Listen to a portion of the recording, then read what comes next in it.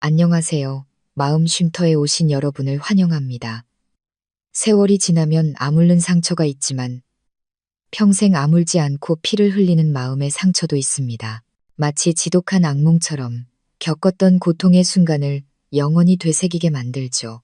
저는 제 결혼 생활이 비록 장미꽃으로 가득 찬 길은 아닐지라도 평온한 안식처가 되어줄 것이라 믿었습니다. 하지만 그건 제 착각이었습니다. 그날 제가 온 마음을 다해 사랑했던 남편의 손에 의해 지옥의 가장 깊은 곳으로 떨어졌던 바로 그날이 오기 전까지는 말입니다. 그제야 저는 깨달았습니다. 제가 지금까지 사람과 함께 살았던 것이 아니라 악마와 한 침대를 쓰고 있었다는 끔찍한 사실을요. 창밖으로 들려오는 요란한 엔진 소리와 시끄러운 경적 소리가 뒤섞이고 거대한 구렁이가 도시를 삼키려는 듯 차량의 행렬이 도로를 가득 메웠습니다. 저는 낡은 스쿠터에 앉아 타는 듯한 초조함에 속을 태우고 있었습니다. 시계는 이미 저녁 7시를 가리키고 있었습니다. 평소 퇴근 시간보다 1시간이나 늦은 시각이었죠. 다리 위에서 일어난 연쇄 추돌 사고 때문에 30분이면 충분했던 저의 퇴근길은 몇 시간 동안 이어지는 끔찍한 고문이 되어버렸습니다. 저는 알고 있었습니다. 집에는 지금 밖의 혼란보다 훨씬 더 무서운 분노가 저를 기다리고 있다는 것을요. 제 이름은 이서연, 올해 30살의 평범한 회사원입니다. 월급은 그저 입에 풀칠할 정도죠. 남편 강진우는 저보다 2살 많고 작은 회사의 영업팀 과장입니다. 저희는 시부모님 그리고 시누이와 함께 서울 근교의 낡은 빌라에서 살고 있습니다. 지난 5년간의 제 시집살이는 인내라는 2글자로 요약할 수 있습니다.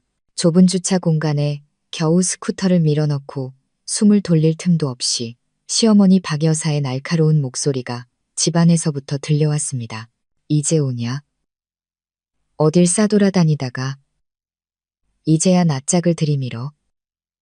너 때문에 온 식구가 굶고 있는 거 안 보여? 계집애가 무책임하기 짝이 없고 어른 무서운 줄을 몰라. 저는 지친 몸을 이끌고 집 안으로 들어가며 애써 설명했습니다. 어머니, 오늘 다리 위에서 사고가 나서요. 1시간 넘게 길에서 꼼짝 못했어요. 박 여사는 해진 소파에 다리를 꼬고 앉아 손부채질을 하며 입술을 길게 삐죽였습니다. 사고는 무슨, 어떤 놈팽이랑 희희낙낙하다 왔겠지. 변명은 집어치워. 늦게 들어오는 것들은 다 사내 놈들한테 잘 보이려고 치장하느라 바쁜 것들이야. 시누이 미나는 소파에 드러누워 스마트폰을 만지작거리다 고개를 들고 거들었습니다. 새언니, 요즘 배짱이 두둑해졌네.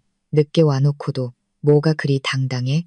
엄마랑 아빠, 그리고 오빠 배고파서 쓰러지기 일보 직전이라고 저는 남편을 바라보았습니다.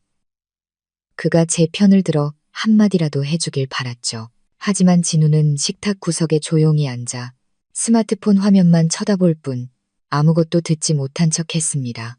그의 침묵은 1000마디의 비난보다 제 마음을 더 아프게 했습니다. 저는 분노를 삼키고 조용히 가방을 내려놓고 부엌으로 들어갔습니다. 오늘 저녁도 허둥지둥 만든 음식과 끝없는 잔소리로 채워지겠지요. 제가 쌀을 씻고 있을 때 진우가 부엌으로 들어왔습니다. 그는 말없이 제 손에서 쌀이 담긴 소쿠리를 빼앗아 바닥에 세게 내동댕이 쳤습니다. 새하얀 쌀알들이 사방으로 흩어졌습니다. 지금 뭐 하는 거야?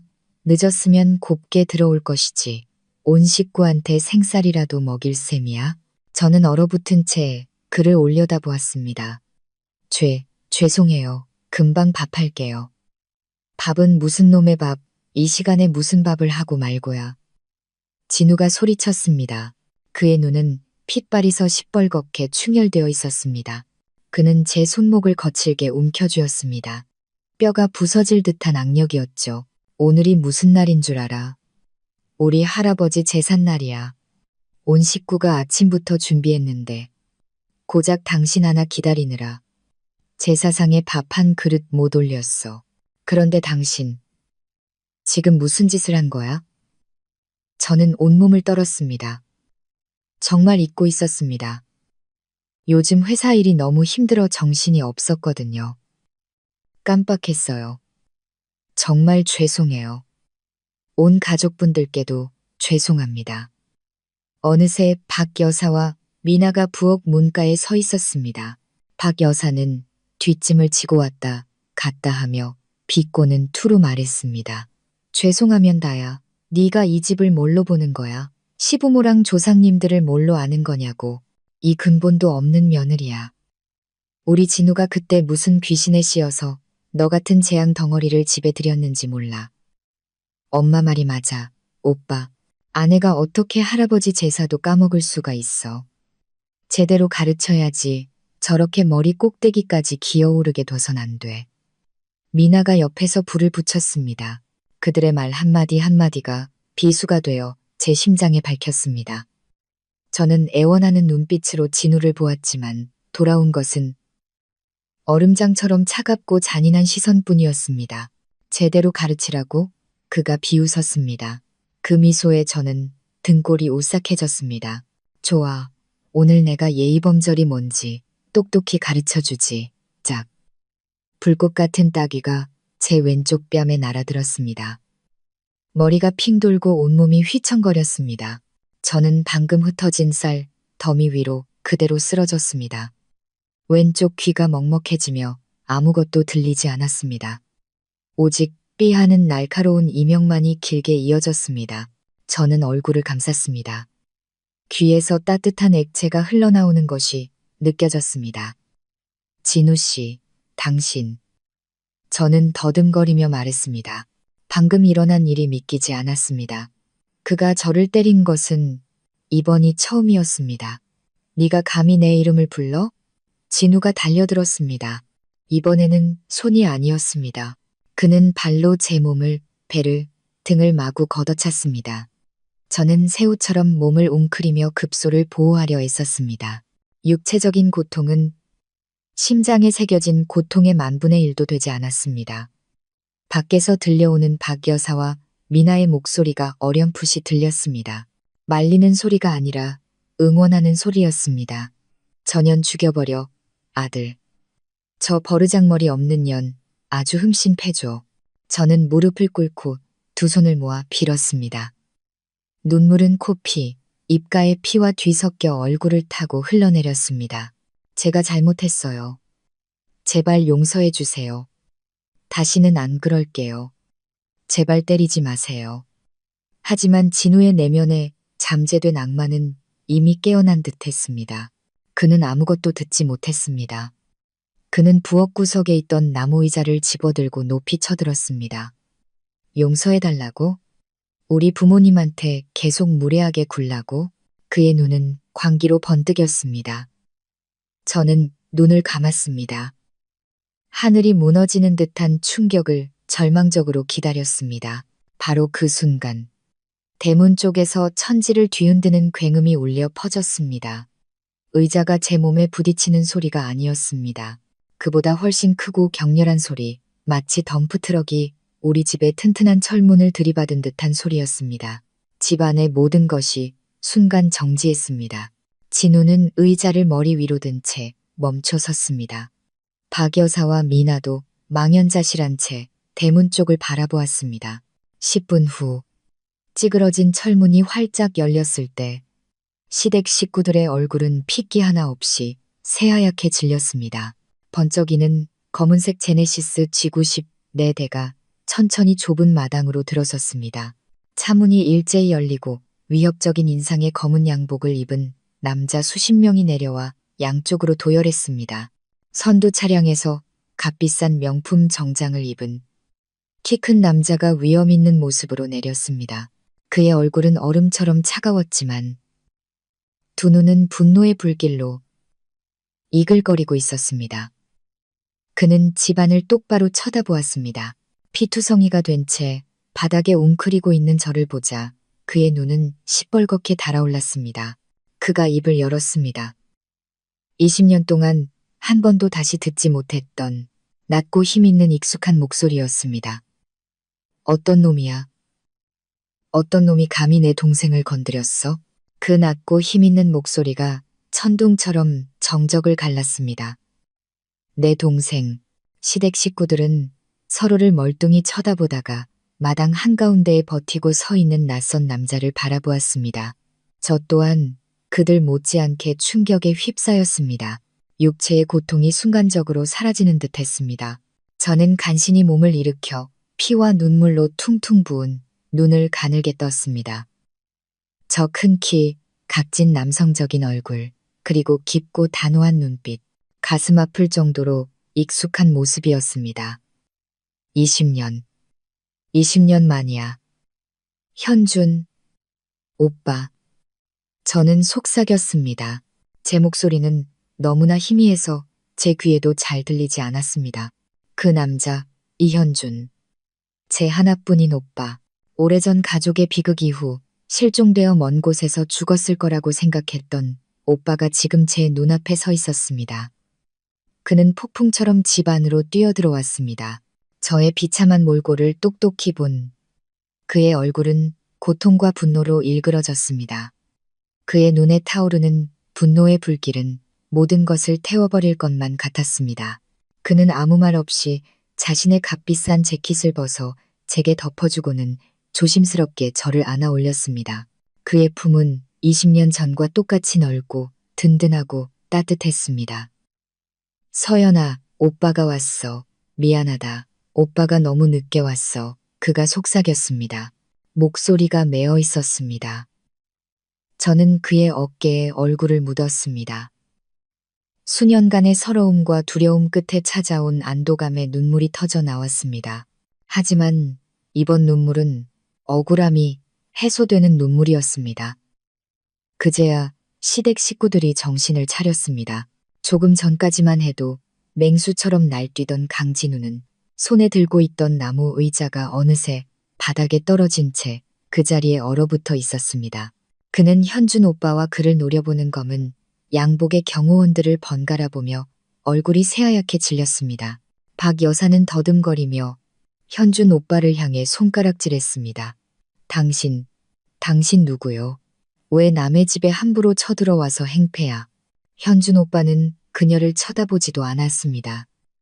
그는 경호원 한 명에게 신호를 보내 즉시 최고의 국제병원에 구급차를 부르라고 지시했습니다. 그리고 그는 멈춰서서 얼음장 같은 눈빛으로 시댁 식구들을 하나씩 훑어보았습니다. 이 집을 지켜 아무도 여기서 한 발짝도 나가지 못하게 해. 전화도 못 쓰게 하고 여기서 무슨 일이 있었는지 전부 알아내야겠어. 그의 명령은 짧았지만 누구도 거역할 수 없는 위엄이 서려 있었습니다. 경호원 2명이 즉시 다가가 진우 가족의 휴대폰을 모두 빼앗았습니다. 박 여사와 미나의 기세등등하고 악랄했던 모습은 온데간데없고 극도의 공포에 질린 채 비 맞은 생쥐처럼 구석에 웅크리고 있었습니다. 저는 현준 오빠의 품에 안겨 차로 옮겨졌고 뒷좌석에 조심스럽게 눕혀졌습니다. 그는 제 옆에 앉아 제 얼굴에 핏자국을 부드럽게 닦아주었습니다. 이제 무서워하지 마. 오빠가 있잖아. 이제 아무도 널 해치지 못해. 그의 말은 상처투성이인 제 영혼을 달래주는 진정제 같았습니다. 차는 지옥 같은 그 집과 공포에 질린 얼굴들을 뒤로하고 밤속으로 달려갔습니다. 병원에서 저는 곧장 응급실로 옮겨졌고 최고의 의료진이 신속하게 호출되었습니다.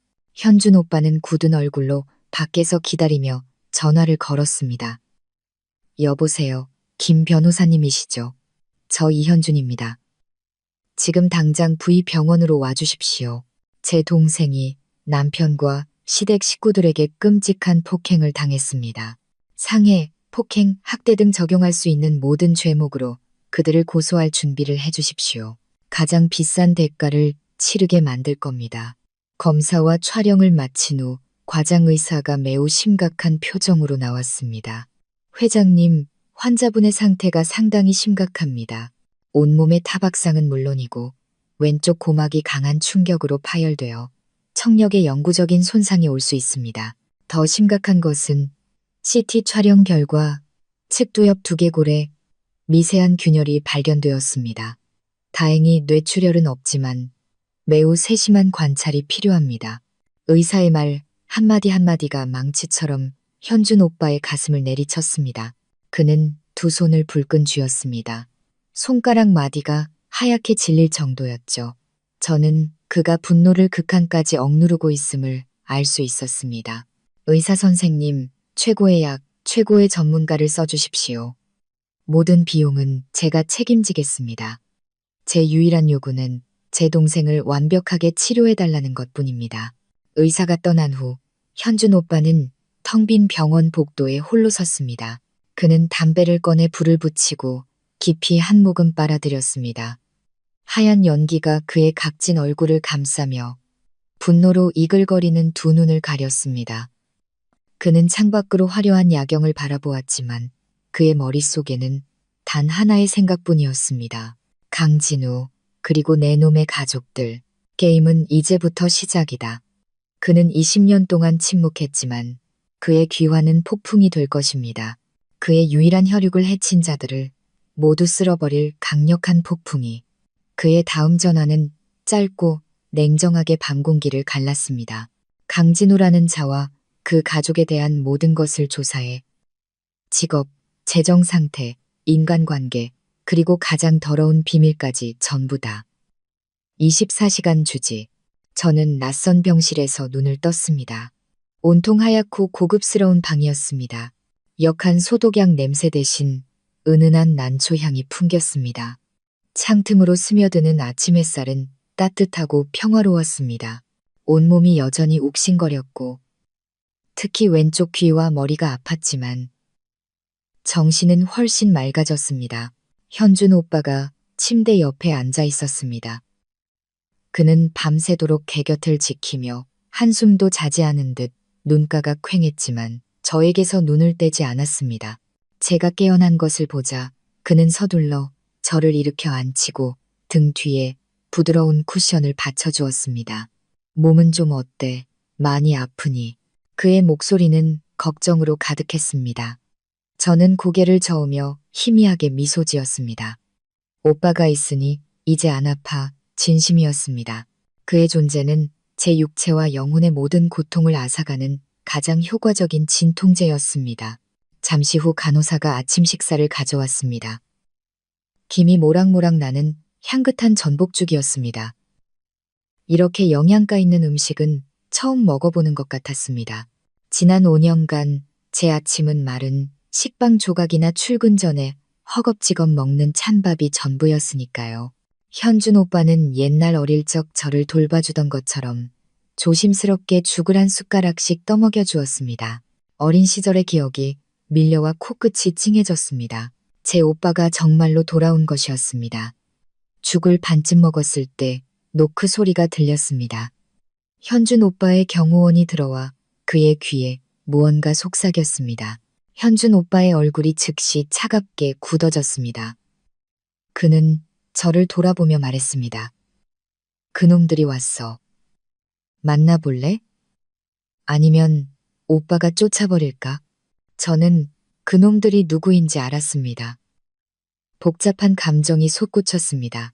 그들이 증오스러웠지만 어젯밤 이후 그들이 어떤 연극을 할지 궁금하기도 했습니다. 들여보내줘. 오빠, 무슨 말을 하는지 들어보고 싶어. 현준 오빠는 고개를 끄덕였습니다. 알았어. 하지만 내가 여기 있을 거야. 다시는 그들이 널 상처 입히게 두지 않을 거야. 병실 문이 열리고 강진우와 박 여사가 미나를 데리고 들어왔습니다. 어젯밤의 기세등등하고 오만한 모습은 온데간데 없었습니다. 진우는 낡은 옷을 입고 머리는 헝클어져 있었으며 얼굴은 초췌했습니다. 박 여사는 눈이 퉁퉁 부은 채 값싸 보이는 과일 바구니를 들고 있었습니다.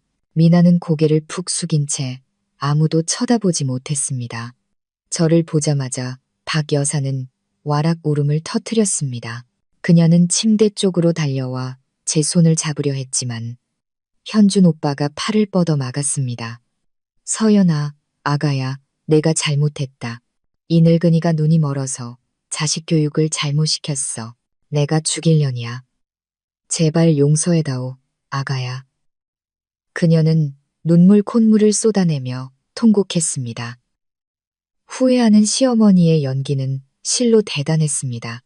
진우도 바닥에 털썩 무릎을 꿇고 고개를 숙였습니다. 서연아, 내가 미안해. 어젯밤엔 내가 술에 취해서 제정신이 아니었어. 널 다치게 할 생각은 정말 아니었어. 정말 고의가 아니었어. 제발 이번 한 번만 용서해줘. 다시는 이런 일 없을 거라고 약속할게. 저는 침대에 앉아 조용히 그들의 연극을 지켜보았습니다. 악어의 눈물, 공허한 사과. 제 마음은 조금도 흔들리지 않았습니다. 그저 역겨울 뿐이었습니다. 현준 오빠는 팔짱을 낀 채 비웃었습니다. 연기력이 대단하시군요. 어느 영화사에서 여러분 가족을 비극 영화에 캐스팅한다면 분명 아카데미상은 따놓은 당상이겠습니다. 그의 비꼬는 말에 세 사람은 입을 다물었습니다. 박 여사는 울음을 그치고 현준 오빠를 올려다보았습니다. 눈에는 두려움이 서려 있었죠. 무슨 말씀이세요? 저희는 진심으로 뉘우치고 있습니다. 진심. 현준 오빠가 차갑게 웃었습니다. 이 멍든 사과와 시커먼 바나나가 담긴 과일 바구니로 진심을 표현하시겠다. 아니면 이 서투른 거짓말로?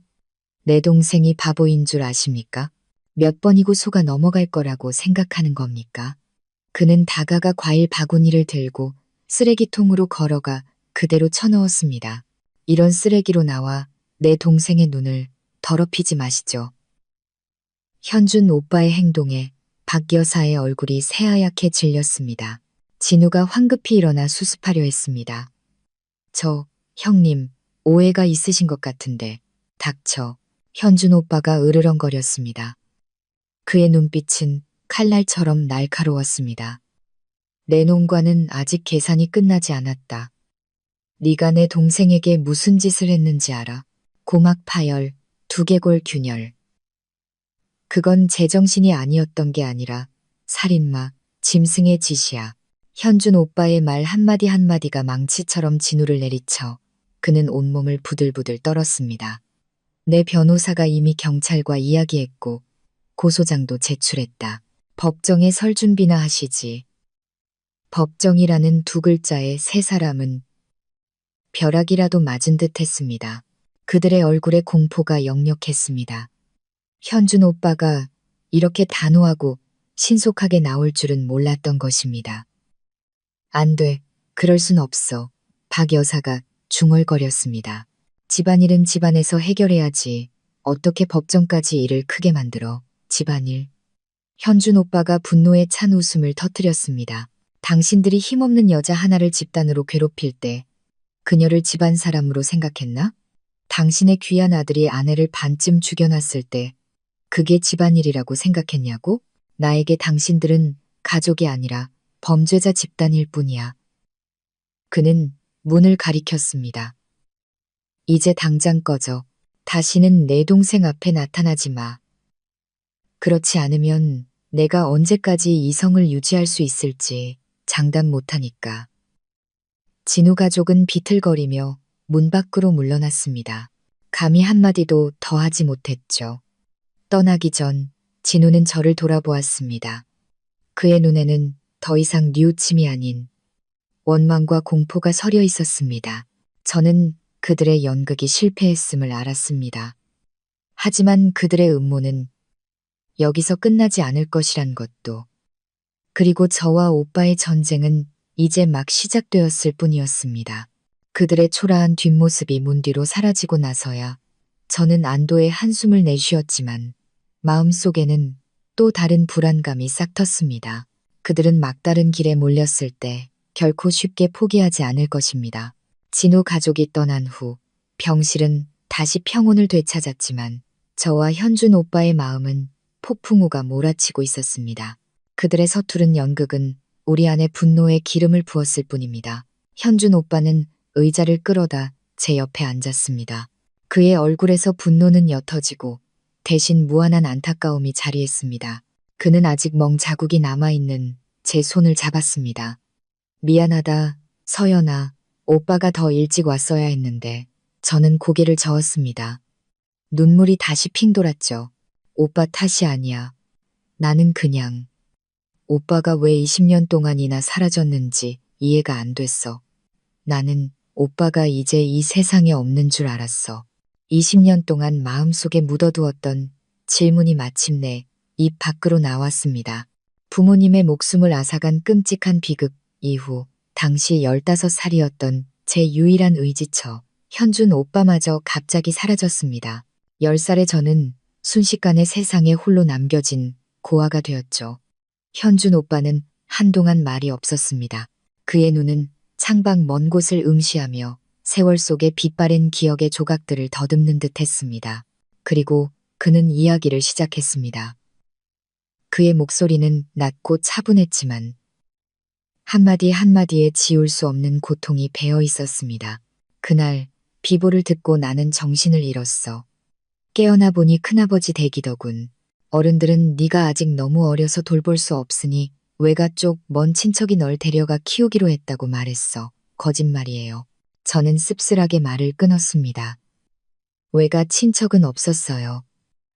저는 보육원으로 보내졌어요. 그러다 시골의 한 가정에 입양됐는데 그들은 저를 식모처럼 부렸어요. 18살이 되어서야 겨우 그곳에서 벗어날 수 있었어요.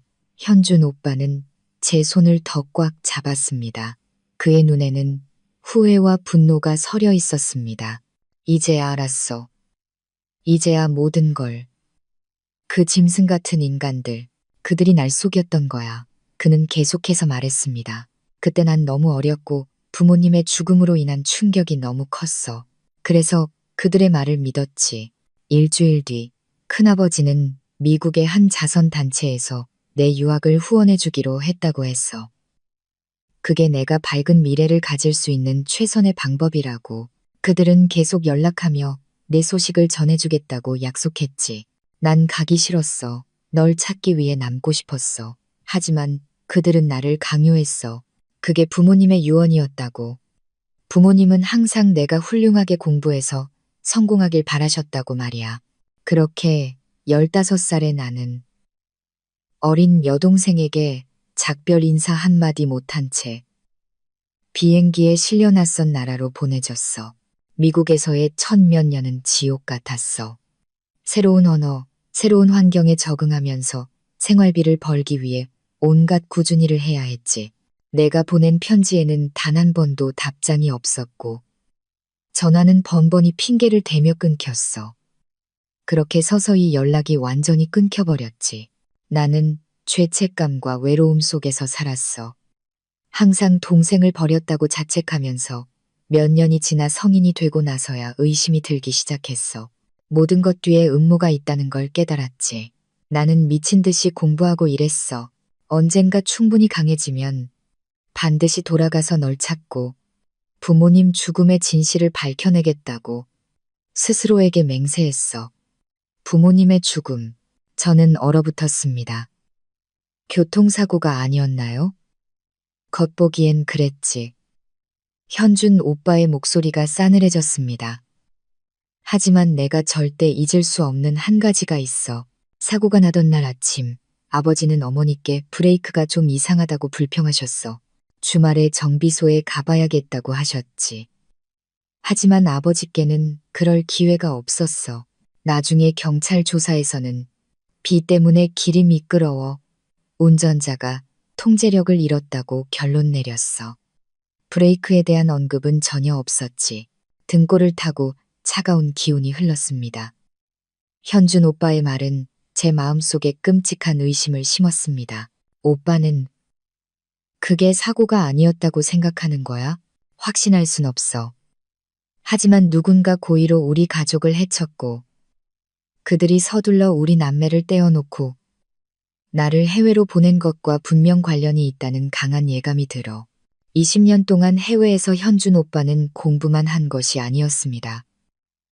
그는 거대한 사업을 일궈냈습니다. 허드렛일을 하던 소년에서 여러 국가의 지사를 둔 대형 투자그룹의 회장이 된 것입니다. 그는 진정으로 강하고 권력 있는 용이 되어 돌아왔습니다. 그리고 이제 내가 돌아왔어. 2달 전에 오자마자 바로 사람을 풀어 널 찾기 시작했지. 하지만 네가 보육원을 떠난 후에 정보는 거의 없었어. 그러다 어제 내 사람들이 우연히 네가 강진우와 결혼했다는 사실과 집 주소를 알아냈지. 오늘 아침에 널 찾아갈 생각이었는데. 설마. 그는 안타까운 눈빛으로 저를 바라보았습니다. 이런 상황에서 널 만나게 될 줄은 몰랐어. 서연아, 약속할게. 너를 위한 정의를 되찾는 것뿐만 아니라 부모님 사건을 다시 파헤쳐서 모든 것의 배후에 있는 놈을 반드시 찾아낼 거야. 그놈이 누구든 반드시 대가를 치르게 만들겠어. 저는 오빠를 힘껏 껴안았습니다. 다시 눈물이 흘렀습니다. 하지만 이번에는 고통뿐만 아니라 강렬한 희망이 담긴 눈물이었습니다. 제 오빠가 제 버팀목이 돌아왔습니다. 수만 배는 더 강하고 단호해진 모습으로 저는 이제부터 더 이상 혼자 싸우지 않아도 된다는 것을 알았습니다. 복수의 폭풍이 곧 몰아칠 것이고 20년 동안 숨어 지내온 범죄자들도 하늘의 그물을 피할 수 없을 것입니다. 현준 오빠의 약속은 빈말이 아니었습니다. 제가 아직 병원에서 회복 중일 때 그의 거대한 권력 시스템은 이미 움직이기 시작했습니다. 밤이 깊었지만 현준 오빠의 든든한 법률 파트너인 김 변호사의 사무실은 불이 환하게 켜져 있었습니다. 현준 오빠의 책상 위에는 강진우 가족에 대한 두툼한 서류 파일이 놓여 있었습니다. 서울 최고의 흥신소 팀이 24시간 동안 전력을 다해 얻어낸 결과물이었습니다. 현준 오빠는 한 장 한 장 서류를 넘겼고 그의 얼굴은 점점 더 차갑게 굳어갔습니다. 그가 읽은 내용은 상상했던 것보다 훨씬 더 끔찍하고 추악했습니다. 제가 성공한 영업팀 과장이라고 믿었던 남편 강진우는 사실 겨우 먹고 살 정도의 월급을 받는 평범한 사원에 불과했습니다. 과장이라는 직함은 저와 제 가족을 속이기 위해 그가 꾸며낸 거짓말이었습니다. 그는 승진 욕구도 없었고 회사 일은 태만했으며 상사에게 자주 질책을 받았습니다. 하지만 더 끔찍한 사실은 그가 도박 중독자라는 것이었습니다. 재무 보고서에 따르면 지난 5년 동안 진우는 온라인 도박 사이트와 불법 스포츠 토토에 엄청난 돈을 쏟아부었습니다. 그리고 그 돈의 출처는 다름 아닌 제가 힘들게 벌어온 월급과 제가 아끼고 모아온 저축이었습니다. 그는 투자나 업무 상로비 자금이 필요하다고 제게 거짓말을 했지만 실제로는 모든 돈을 도박판에 던져버린 것입니다. 그는 저를 그의 중독을 위한 현금 인출기로 만들어버렸습니다. 거기서 그치지 않았습니다. 보고서는 진우가 사채업자들에게 약 10억 원에 달하는 거액의 빚을 지고 있다는 사실도 보여주었습니다. 이자가 이자를 낳으며 빚은 눈덩이처럼 불어났고 그를 막다른 길로 몰아넣었습니다. 그날 밤 그가 그토록 폭력적이고 잔인해졌던 이유가 바로 이것이었습니다. 그는 단지 제가 늦게 왔다는 이유로 화가 난 것이 아니었습니다. 그는 자신의 모든 좌절감, 비굴함, 그리고 실패를 제게 쏟아낸 것입니다. 그는 돈이 필요했고 제게서 돈을 뜯어낼 핑계가 필요했습니다. 할아버지의 재산은 완벽한 핑계였을 뿐입니다. 제가 항상 존경하려 했었던 시어머니 박 여사 역시 깨끗하지 않았습니다. 그녀는 과거 시장에서 작은 사기 행각에 연루된 전적이 있었습니다. 그리고 현재 그녀 또한 로또 중독자였습니다. 그녀는 매일같이 인생 역전을 꿈꾸며 상당한 돈을 복권에 쏟아붓고 있었습니다. 아들이 큰돈을 따서온 가족이 팔자를 고칠 수 있기를 바라며 진우가 도박의 길에 더 깊이 빠지도록 부추기고 심지어 사주한 사람도 바로 그녀였습니다. 거짓과 도박 위에 세워진 가족, 속부터 썩어 문드러진 소굴이었습니다. 신우이 미나는 제가 본 그대로였습니다. 오빠가 저에게서 속여 뜯어낸 돈에 기대어 사는 게으른 기생충일 뿐이었습니다. 현준 오빠는 서류 파일을 덮었습니다. 그의 입가에 차가운 미소가 번졌습니다. 완벽한 가족이군. 모두가 뛰어난 연기자들이야. 그는 김 변호사를 돌아보았습니다. 김 변호사님, 이 증거들로 우리가 뭘 할 수 있습니까? 중년의 점잖은 신사인 김 변호사가 안경을 고쳤으며 전문적으로 말했습니다. 회장님, 형사상으로 강진우 씨의 상해죄는 명백합니다. 이서연 씨의 상해 진단 결과로 볼 때 그는 2년에서 5년 사이의 징역형에 처해질 수 있습니다. 학대죄에 대해서는 이서연 씨의 진술과 증인들의 증언이 더 필요합니다.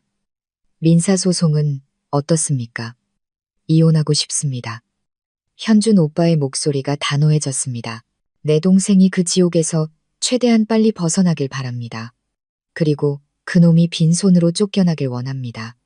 이혼 소송은 어렵지 않습니다. 김 변호사가 답했습니다. 강진우 씨의 폭력 행위와 도박 습관을 고려하면 법원은 분명 우리 편을 들어줄 겁니다. 문제는 재산입니다. 그들이 사는 빌라는 낡았지만 혼인 기간 중에 형성된 재산입니다. 법적으로는 절반을 나눠야 할 수도 있습니다. 단 한 푼도 안 돼. 현준 오빠가 단호하게 말을 끊었습니다. 내 동생을 학대한 놈에게 벽돌 한 장이라도 나눠주고 싶지 않아.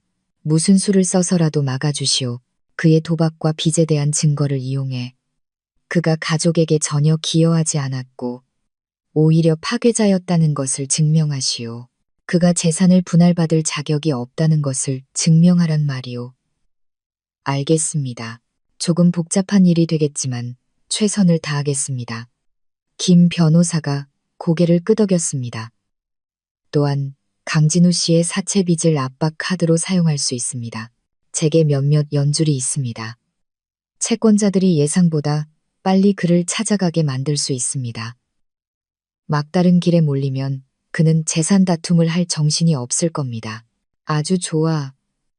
그렇게 진행합시다. 현준 오빠가 말했습니다. 그놈도 막다른 골목에 몰리는 기분.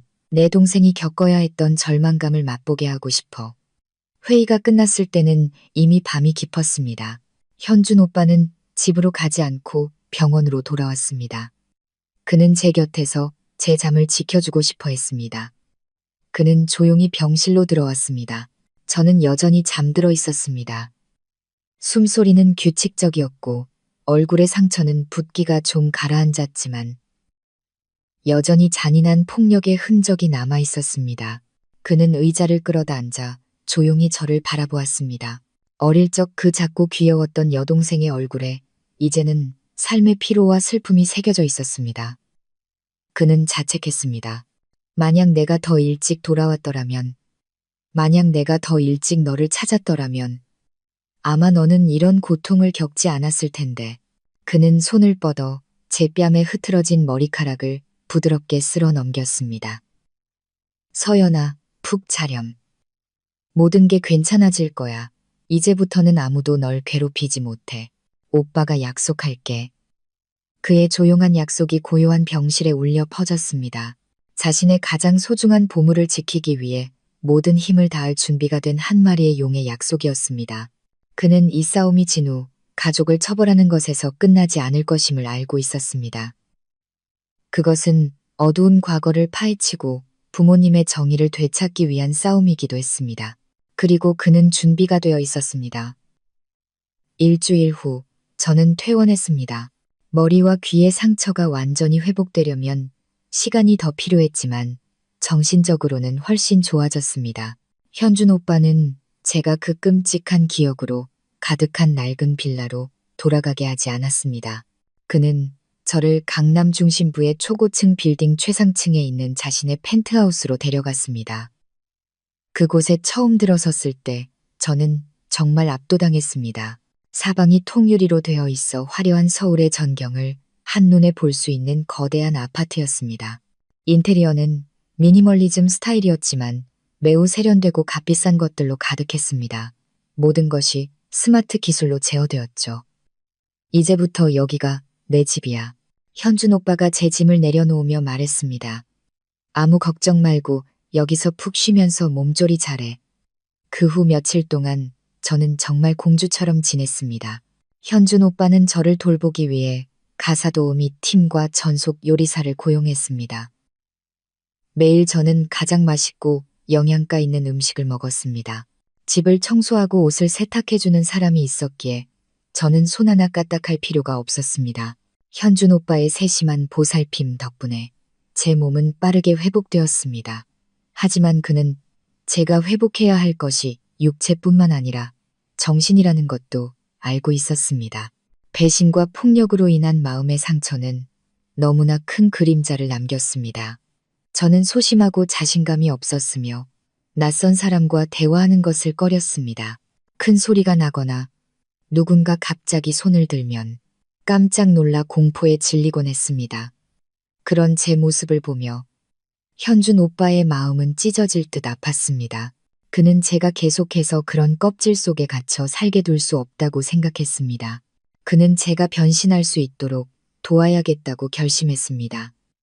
어느 날 아침, 현준 오빠는 40대쯤으로 보이는 한 여성과 함께 제 방으로 들어왔습니다. 그녀는 매우 세련된 옷차림에 자신감과 전문성이 넘쳐 보였습니다. 서연아, 이분은 마이 선생님이셔. 이미지 컨설팅 전문가이시자 내가 아주 신뢰하는 심리 상담가이시기도 해. 오늘부터 이분이 널 도와주실 거야. 저는 마이 선생님을 멍하니 바라보며 오빠가 무슨 생각을 하는지 이해할 수 없었습니다. 마이 선생님은 제게 따뜻하고 이해심 많은 미소를 지어 보였습니다. 안녕하세요, 서연 씨. 현준 씨에게 이야기 많이 들었어요. 그 모든 일을 겪어낸 서연 씨는 정말 강한 분이에요. 이제 제가 서연 씨 자신을 되찾는 걸 도와줄게요. 저의 변신 프로젝트는 그렇게 시작되었습니다. 마이 선생님이 가장 먼저 한 일은 제 옷이나 머리 스타일을 바꾸는 것이 아니었습니다. 그녀는 몇 시간이고 저와 대화를 나누었습니다. 그녀는 제 삶에 대한 이야기, 고통과 두려움에 대한 이야기를 들어주었습니다. 그녀는 판단하지 않고 끈기 있게 들어주며 부드러운 조언을 건넸습니다. 그녀는 제게 과거를 마주하는 법, 상처를 힘으로 바꾸는 법을 가르쳐 주었습니다. 서연 씨 잘못이 아니에요. 그녀가 말했습니다. 잘못한 건 서연 씨에게 상처를 준 사람들이에요. 자신감을 잃거나 부끄러워할 필요 없어요. 서연 씨는 사랑받을 자격이 있고 행복한 삶을 살 자격이 있어요. 서서히 저는 마음을 열기 시작했습니다. 더 이상 방에만 숨어 지내지 않았죠. 마이 선생님의 지도에 따라 요가와 명상을 시작했습니다. 제 마음은 평온해지고 맑아졌습니다. 제 정신이 안정되자 마이 선생님은 비로소 외모를 바꾸는 작업에 착수했습니다. 그녀는 저를 최고의 헤어 살롱과 스파로 데려갔습니다. 푸석하고 길기만 했던 제 머리는 짧게 잘려 현대적이고 세련된 스타일로 바뀌었습니다. 창백하고 피곤했던 피부는 세심한 관리를 통해 매끄럽고 생기 있게 변했습니다. 마이 선생님은 제게 화장하는 법을 가르쳐 주었습니다. 단점을 가리기 위해서가 아니라 제 본연의 아름다움을 돋보이게 하기 위해서였죠. 다음은 의상이었습니다. 그녀는 제 옷장에 있던 낡고 어두운 색의 옷들을 모두 버렸습니다. 그 자리에는 우아한 드레스, 세련된 오피스룩, 명품 하이힐이 채워졌습니다. 여자는 먼저 자기 자신을 사랑하고 가꿀 줄 알아야 해요. 그녀가 말했습니다. 스스로에게 자신감이 생기면 온 세상이 당신을 우러러보게 될 거예요. 한 달 후 거울 속 제 모습을 보았을 때 저는 제 자신을 알아보지 못했습니다. 거울 속의 여성은 더 이상 소심하고 순종적이었던 평범한 회사원 이서연이 아니었습니다. 그녀는 아름답고 세련된 여성이었고 그녀의 눈빛은 더 이상 두려움에 떨지 않고 자신감과 단호함으로 빛나고 있었습니다. 현준 오빠가 들어와 저를 한참 동안 쳐다보더니 미소를 지었습니다. 이게 바로 내 동생이지. 저도 미소 지었습니다. 오랜 우울함 끝에 찾아온 진정한 미소였습니다. 고마워, 오빠. 그리고 선생님도요. 나한테 고마워할 것 없어. 현준 오빠가 말했습니다. 이건 네가 마땅히 누려야 할 것들이야. 하지만 이 변신은 이제 시작일 뿐이야. 이제 법적 싸움을 할 준비는 됐니? 그는 책상 위에 서류 파일을 올려놓았습니다. 김 변호사가 모든 준비를 마쳤어. 이혼 소장과 형사 고소장이야. 내 서명만 하면 돼. 저는 망설임 없이 서류를 바라보았습니다. 펜을 집어들고 단호하게 제 이름을 서명했습니다. 제 필체는 더 이상 떨리지 않고 힘있고 분명했습니다. 준비됐어. 제가 말했습니다. 그들이 나에게 한 모든 짓에 대해 대가를 치르게 하고 싶어.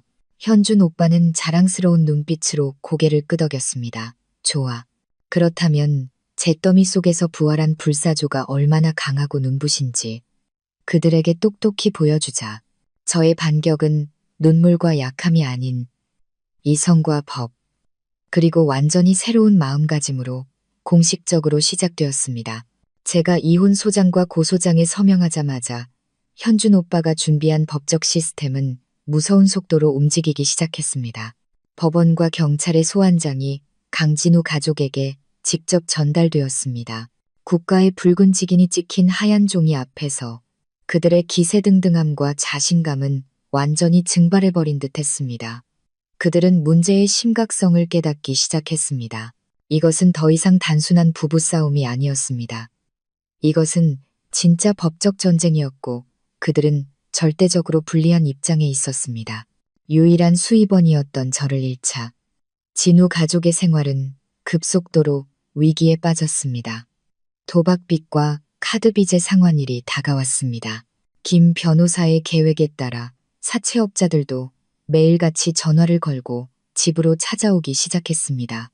이미 시끄러웠던 낡은 빌라는 욕설과 협박으로 더욱 혼란스러워졌습니다. 돈도 없고 평온도 사라지자 그들은 서로를 물어뜯기 시작했습니다. 박 여사는 진우를 향해 놀고 먹으며 집안만 망치는 무능한 놈이라고 비난했습니다. 진우는 어머니가 자신을 부추겼다며 악을 썼습니다. 미나는 쇼핑할 돈이 없다며 울고불고 난리를 쳤습니다. 그들이 저를 위해 만들었던 지옥이 이제 그들 자신을 덮치고 있었습니다. 혼란 속에서 그들은 어리석게도 자신들이 버렸던 구명줄, 바로 저를 다시 떠올렸습니다. 제 휴대폰이 끊임없이 울리기 시작했습니다. 처음에는 부재중 전화였고 그 후에는 문자들이 쏟아졌습니다. 저는 답장하지 않고 조용히 모든 것을 변호사에게 증거로 넘겼습니다. 그들의 문자 내용은 협박, 애원, 그리고 책임 전가가 뒤섞인 혼돈 그 자체였습니다. 박 여사 이서연, 당장 돌아오지 못해. 이 집안이 망해야 속이 시원하겠냐. 고소 취하 안 하면 내가 가만 안 둘 줄 알아. 미나 새언니 화난 건 알지만 제발 돌아와요. 엄마가 아파요. 오빠는 매일 빚쟁이들한테 시달리고요. 새언니가 우리 가족을 구해줘요. 돌아오기만 하면 제가 뭐든지 다 할게요. 강진우 서연아, 내가 잘못했어. 정말 후회하고 있어. 나한테 한 번만 더 기회를 줄 수 없을까? 고소 취하해줘. 우리 다시 시작하자. 다시는 너한테 손대지 않겠다고 약속할게. 열심히 일해서 너 먹여 살릴게. 제발. 그들의 말은 더 이상 제게 고통을 주지 않았습니다. 그저 우습고 경멸스러울 뿐이었습니다. 다시 시작하자고? 그 인간, 그 가족의 본성이 과연 변할 수 있을까? 저는 답이 아니오라는 것을 알고 있었습니다. 하지만 현준 오빠와 김 변호사는 다른 계획을 가지고 있었습니다. 그들은 이것이 더 많은 증거를 수집하고 그들이 스스로 함정에 더 깊이 빠지게 만들 절호의 기회라고 생각했습니다. 서연아, 그들에게 희망을 조금 주는 게 좋겠어. 현준 오빠가 회의 중에 말했습니다. 가짜 희망을 말이야. 네가 아직 미련이 남아서 흔들릴 수 있다고 생각하게 만들어. 그들은 지금 막다른 골목에 몰려 있어. 아무리 가느다란 동아줄이라도 붙잡으려 할 거야. 그게 무슨 뜻이야, 오빠? 제가 되물었습니다. 김 변호사가 설명했습니다. 이서연 씨가 마음 약한 척 연기를 하는 겁니다. 강진우 씨에게 답장을 보내세요. 아직 생각 중이고 시간이 필요하다고 말하는 겁니다. 그리고 나서 제대로 이야기하기 위해 만나자고 제안하세요. 우리는 그 만남에서 강진우 씨가 당신을 붙잡기 위해 온갖 약속을 하고 심지어 자신의 진심을 증명하기 위해 다른 비밀들까지 털어놓을 것이라고 확신합니다. 그리고 물론 그 모든 대화는 녹음될 겁니다. 이 계획은 다소 위험해 보였지만 저는 현준 오빠와 김 변호사의 계산을 믿었습니다. 저는 이 마지막 연극을 끝까지 해내기로 결심했습니다. 저는 진우에게 문자를 보냈습니다. 생각할 시간이 필요해요. 모든 게 너무 갑작스러웠어요. 이번 주말에 만나서 이야기할 수 있을까요? 우리 둘만요. 제 문자를 받은 진우는 마치 금덩이라도 발견한 듯 했습니다. 그는 망설임 없이 즉시 동의하는 답장을 보냈습니다. 그는 느끼한 말을 덧붙이는 것도 잊지 않았습니다. 그럴 줄 알았어. 네가 아직 날 사랑하는 거 알고 있었어. 언제 어디서든 널 기다릴게. 저는 아무런 감정 없이 문자를 읽었습니다. 그가 사랑하는 것은 제가 가져다 줄 수 있는 안정과 돈뿐이었습니다. 약속은 토요일 오후 서초구의 한 조용한 가든 카페에서 잡혔습니다. 공공장소이면서도 사적인 공간이 있어 녹음하기에 이상적인 장소였습니다. 저는 이것이 팽팽한 심리전이 될 것임을 알고 있었습니다. 망설이는 아내 역할을 연기해야 할 뿐만 아니라 그가 스스로에게 불리한 말을 하도록 능숙하게 대화를 유도해야 했습니다. 저는 창밖을 내다보았습니다. 서울의 날씨는 여전히 화창했지만 또 다른 폭풍이 조용히 몰려오고 있었습니다. 이번에는 제가 폭풍을 피해 도망치는 사람이 아니라 폭풍을 만들어내는 사람이었습니다. 저의 연극은 곧 막을 내릴 것이고 저는 가장 화려한 마지막 장면을 위해 모든 준비를 마쳤습니다.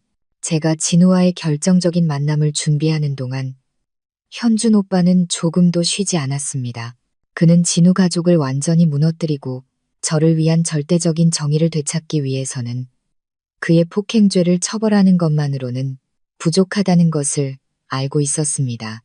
그는 더 깊이 파고들어야 했고 모든 범죄의 뿌리를 찾아내야 했습니다. 그리고 그것은 그를 20년 전 우리 부모님의 목숨을 앗아간 끔찍한 교통사고로 다시 이끌었습니다. 오빠로서의 직감, 아버지의 브레이크에 대한 불평, 그 모든 것이 현준 오빠에게 그것이 우연한 사고가 아니었음을 속삭이고 있었습니다. 그는 과거의 비극과 현재 저를 해치고 있는 자들 사이에 어떤 연결고리가 있을 것이라고 믿었습니다.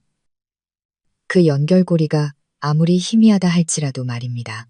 현준 오빠는 자신의 최고의 조사팀을 동원했습니다. 시간의 먼지가 쌓인 기록들을 파헤칠 능력이 있는 사람들이었죠. 그들은 가장 적은 정보에서부터 시작했습니다. 경찰의 사고보고서, 사건을 다룬 몇몇 낡은 신문기사, 모든 것이 단순한 결론을 가리키고 있었습니다. 비로 인한 미끄러운 길 때문에 발생한 사고, 의심스러운 점은 없었습니다. 하지만 현준 오빠는 포기하지 않았습니다. 그는 팀에게 한 가지 세부 사항에 집중하라고 지시했습니다.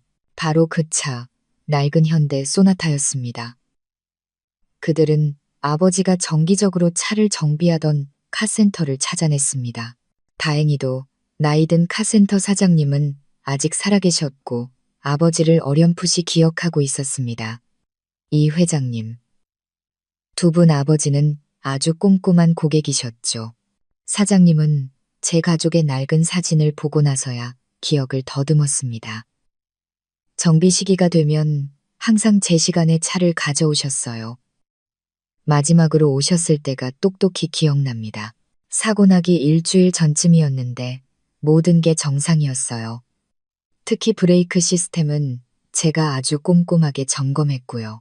카센터 사장님의 증언은 현준 오빠의 의심을 더욱 굳혔습니다. 브레이크가 꼼꼼히 점검되었다면 아버지는 왜 그것에 대해 불평했을까? 당시 카센터에서 일했던 정비사 명단을 추적하던 조사팀은 김철수라는 이름을 발견했습니다. 주목할 점은 김철수 씨가 사고 직후 일을 그만두고 다른 곳으로 이사하며 모든 연락을 끊었다는 것이었습니다. 너무나 의심스러운 우연의 일치였죠. 김철수 씨의 행방을 좇는 추적이 시작되었습니다. 며칠 동안 희미한 단서들을 따라간 끝에 그들은 마침내 그를 찾아냈습니다. 김철수 씨는 이제 경기도 외곽의 한적한 시골 마을에서 홀로 사는 초라한 노인이 되어 자전거 수리로 하루하루를 근근히 살아가고 있었습니다. 현준 오빠의 조사팀이 찾아갔을 때 김철수 씨는 극도로 겁에 질린 모습을 보였습니다. 처음에는 아무것도 모른다, 기억나지 않는다고 딱 잡아댔습니다.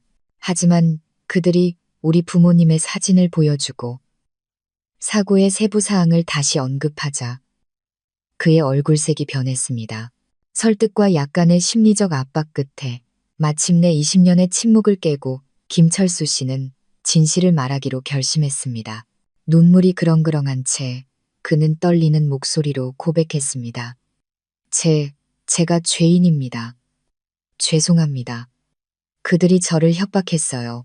그는 사고가 나기 며칠 전 낯선 남자가 자신을 찾아왔다고 말했습니다. 그 남자는 왼쪽 뺨에 긴 흉터가 있었고 매우 험상궂게 생겼다고 했습니다. 그는 김 씨에게 큰돈과 아버지의 사진을 주며 한 가지 일을 시켰다고 합니다. 바로 아버지가 곧 정비하러 가져올 소나타의 브레이크 시스템을 망가뜨리라는 것이었습니다. 그놈이 저를 협박했어요. 김철수 씨는 흐느꼈습니다. 만약 시키는 대로 하지 않거나 경찰에 신고하면 우리 가족이 무사하지 못할 거라고 했어요. 그때 아내가 몹시 아팠고 아이들은 어렸어요.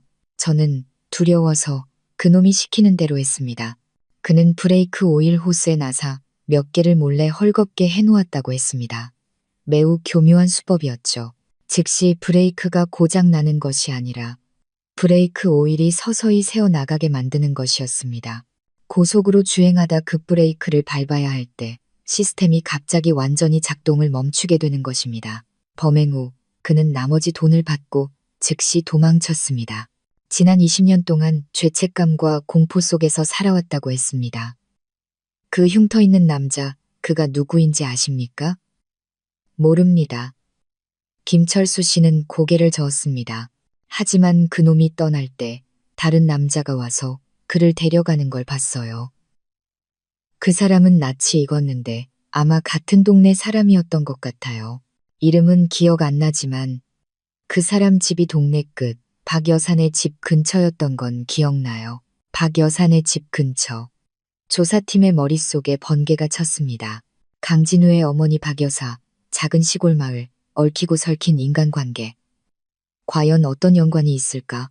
그들은 즉시 돌아가 진우 가족의 과거, 특히 그의 죽은 아버지에 대해 깊이 파고들기 시작했습니다.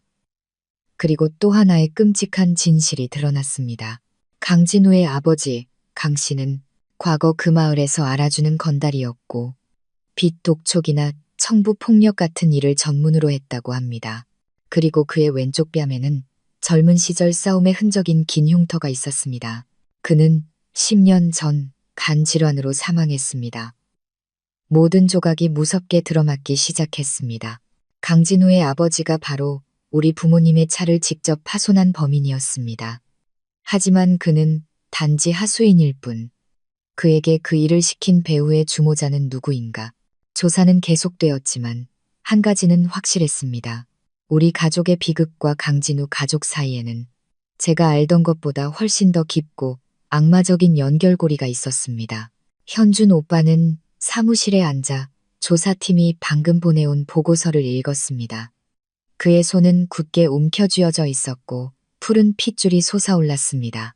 그의 예감은 틀리지 않았습니다. 이 원한은 단지 집안의 원한이 아니라 피의 빚이었습니다. 그는 진우 가족이 저에게 한 집뿐만 아니라 그의 아버지가 20년 전에 저지른 범죄에 대해서도 대가를 치르게 할 것이었습니다. 토요일 오후 저는 약속대로 카페에 도착했습니다. 저는 이 만남을 위해 철저히 준비했습니다. 우아하지만 너무 화려하지 않은 비취색 실크 원피스를 골랐습니다. 머리는 단정하게 올리고 가볍게 화장을 했습니다. 저는 큰일을 겪어 다소 초췌하지만 여전히 품위를 잃지 않는 여성의 이미지를 연출하고 싶었습니다. 상대방에게 동정심과 동시에 약간의 경외감을 불러일으키기 위해서였죠. 제 명품 핸드백 안에는 초소형 녹음기가 이미 켜져 있었습니다. 현준 오빠와 그의 팀도 일찍부터 와 있었습니다. 그들은 평범한 손님인 척 주변 테이블 몇 군데에 앉아 무슨 일이 생기면 즉시 개입할 준비를 하고 있었습니다. 진우는 10분 늦게 도착했습니다. 자신의 가치를 보여주려는 의도적인 행동이었죠. 그는 카페 안으로 들어와 주위를 둘러본 뒤 제 테이블로 다가왔습니다. 그도 꽤 멋을 냈지만 얼굴에 드리운 피로와 불안감은 감추지 못했습니다. 아마 지난 며칠간 그의 삶도 쉽지 않았을 것입니다. 왔어? 그는 의자를 끌어당겨 앉으며 억지 미소를 지었습니다. 미안, 일이 좀 있어서 늦었네. 저는 아무 말 없이 가볍게 고개를 끄덕이고 창밖을 바라보며 무심하고 슬픈 표정을 지었습니다. 저의 침묵에 그는 다소 당황한 듯 했습니다. 그는 커피 2잔을 주문하고 독백을 시작했습니다. 서연아, 며칠 동안 정말 많이 생각했어. 내가 잘못했어. 정말 많이. 나는 내 사랑과 희생을 받을 자격이 없어. 나는 쓰레기고 남편 같지도 않은 놈이야. 그는 동정심을 얻기 위한 흔한 심리전인 자기 비하와 자책으로 연극을 시작했습니다. 지금 와서 사과하는 게 너무 늦었다는 거 알아. 하지만 정말 네가 나한테 기회를 줬으면 좋겠어. 잘못을 바로잡고 너한테 보상할 마지막 기회를. 저는 여전히 침묵하며 커피잔을 가볍게 젓고 있었습니다. 저의 침묵은 그를 더욱 초조하게 만드는 듯 했습니다. 그는 몸을 앞으로 숙이며 더욱 간절한 목소리로 말했습니다. 서연아, 너 아직 나 사랑하잖아. 그렇지? 우리 5년 동안 얼마나 좋은 추억이 많았어. 내 한순간의 화 때문에 모든 걸 버리지 마.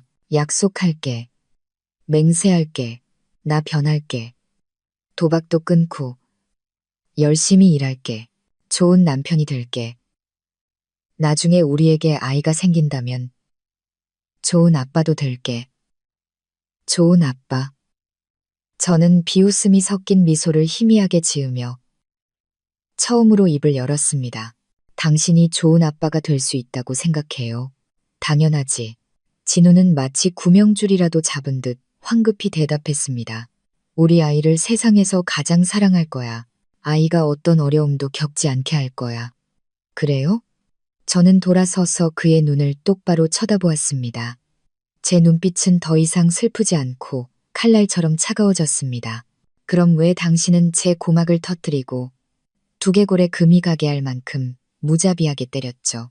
만약 그 주먹이 조금만 더 강했다면 당신이 약속하는 그 아이가 세상에 태어날 기회조차 없었을 거라는 생각은 안 해봤어요? 제 질문은 진우의 얼굴에 찬물을 끼얹는 것과 같았습니다. 그는 얼어붙어 더듬거렸습니다. 나는 술에 취해서 그랬다고 했잖아. 고의가 아니었어. 고의가 아니었다? 저는 차갑게 웃었습니다. 당신 어머니와 여동생이 옆에서 응원할 때도 고의가 아니었나요? 당신 온 가족이 합세해서 저를 욕하고 괴롭힐 때도 고의가 아니었고요. 강진우 씨, 더 이상 저를 바보 취급하지 마세요. 당신의 연극은 이제 충분히 봤으니까요. 저의 단호한 태도에 진우는 달콤한 말이 더 이상 통하지 않는다는 것을 깨달았습니다. 그는 전략을 바꾸기 시작했습니다.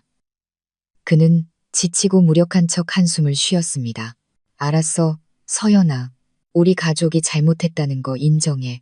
우리 엄마, 내 동생, 그 사람들 생각이 좀 잘못됐어. 하지만 너도 그들을 이해해줘야 해. 시골에서 평생 사셔서 생각이 좀 좁으시잖아. 네가 성공하고 돈도 잘 버니까 조금 질투하고 의지했던 것뿐이야. 그럴 수도 있는 거잖아. 그는 상황과 가족에게 책임을 돌리며 자신을 또 다른 피해자로 만들려고 애썼습니다. 그리고 나는 한쪽은 아내고 다른 한쪽은 엄마랑 동생인데 나더러 어쩌라는 거야? 나도 정말 힘들었어. 어떻게든 중재해보려고 했는데 잘 안 됐다고. 아내가 맞는 걸 침묵으로 지켜보는 게 중재인가요? 제가 되받아쳤습니다. 그들 편에 서서 제가 모든 부당함을 참도록 강요하는 게 중재고요. 진우는 할 말이 없자 마지막 카드를 꺼내 들었습니다. 서연아, 과거 얘기는 그만하자.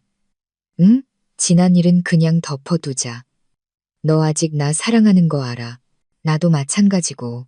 우리 모든 걸 잊고 다시 시작하자. 내가 널 데리고 여기서 떠날게.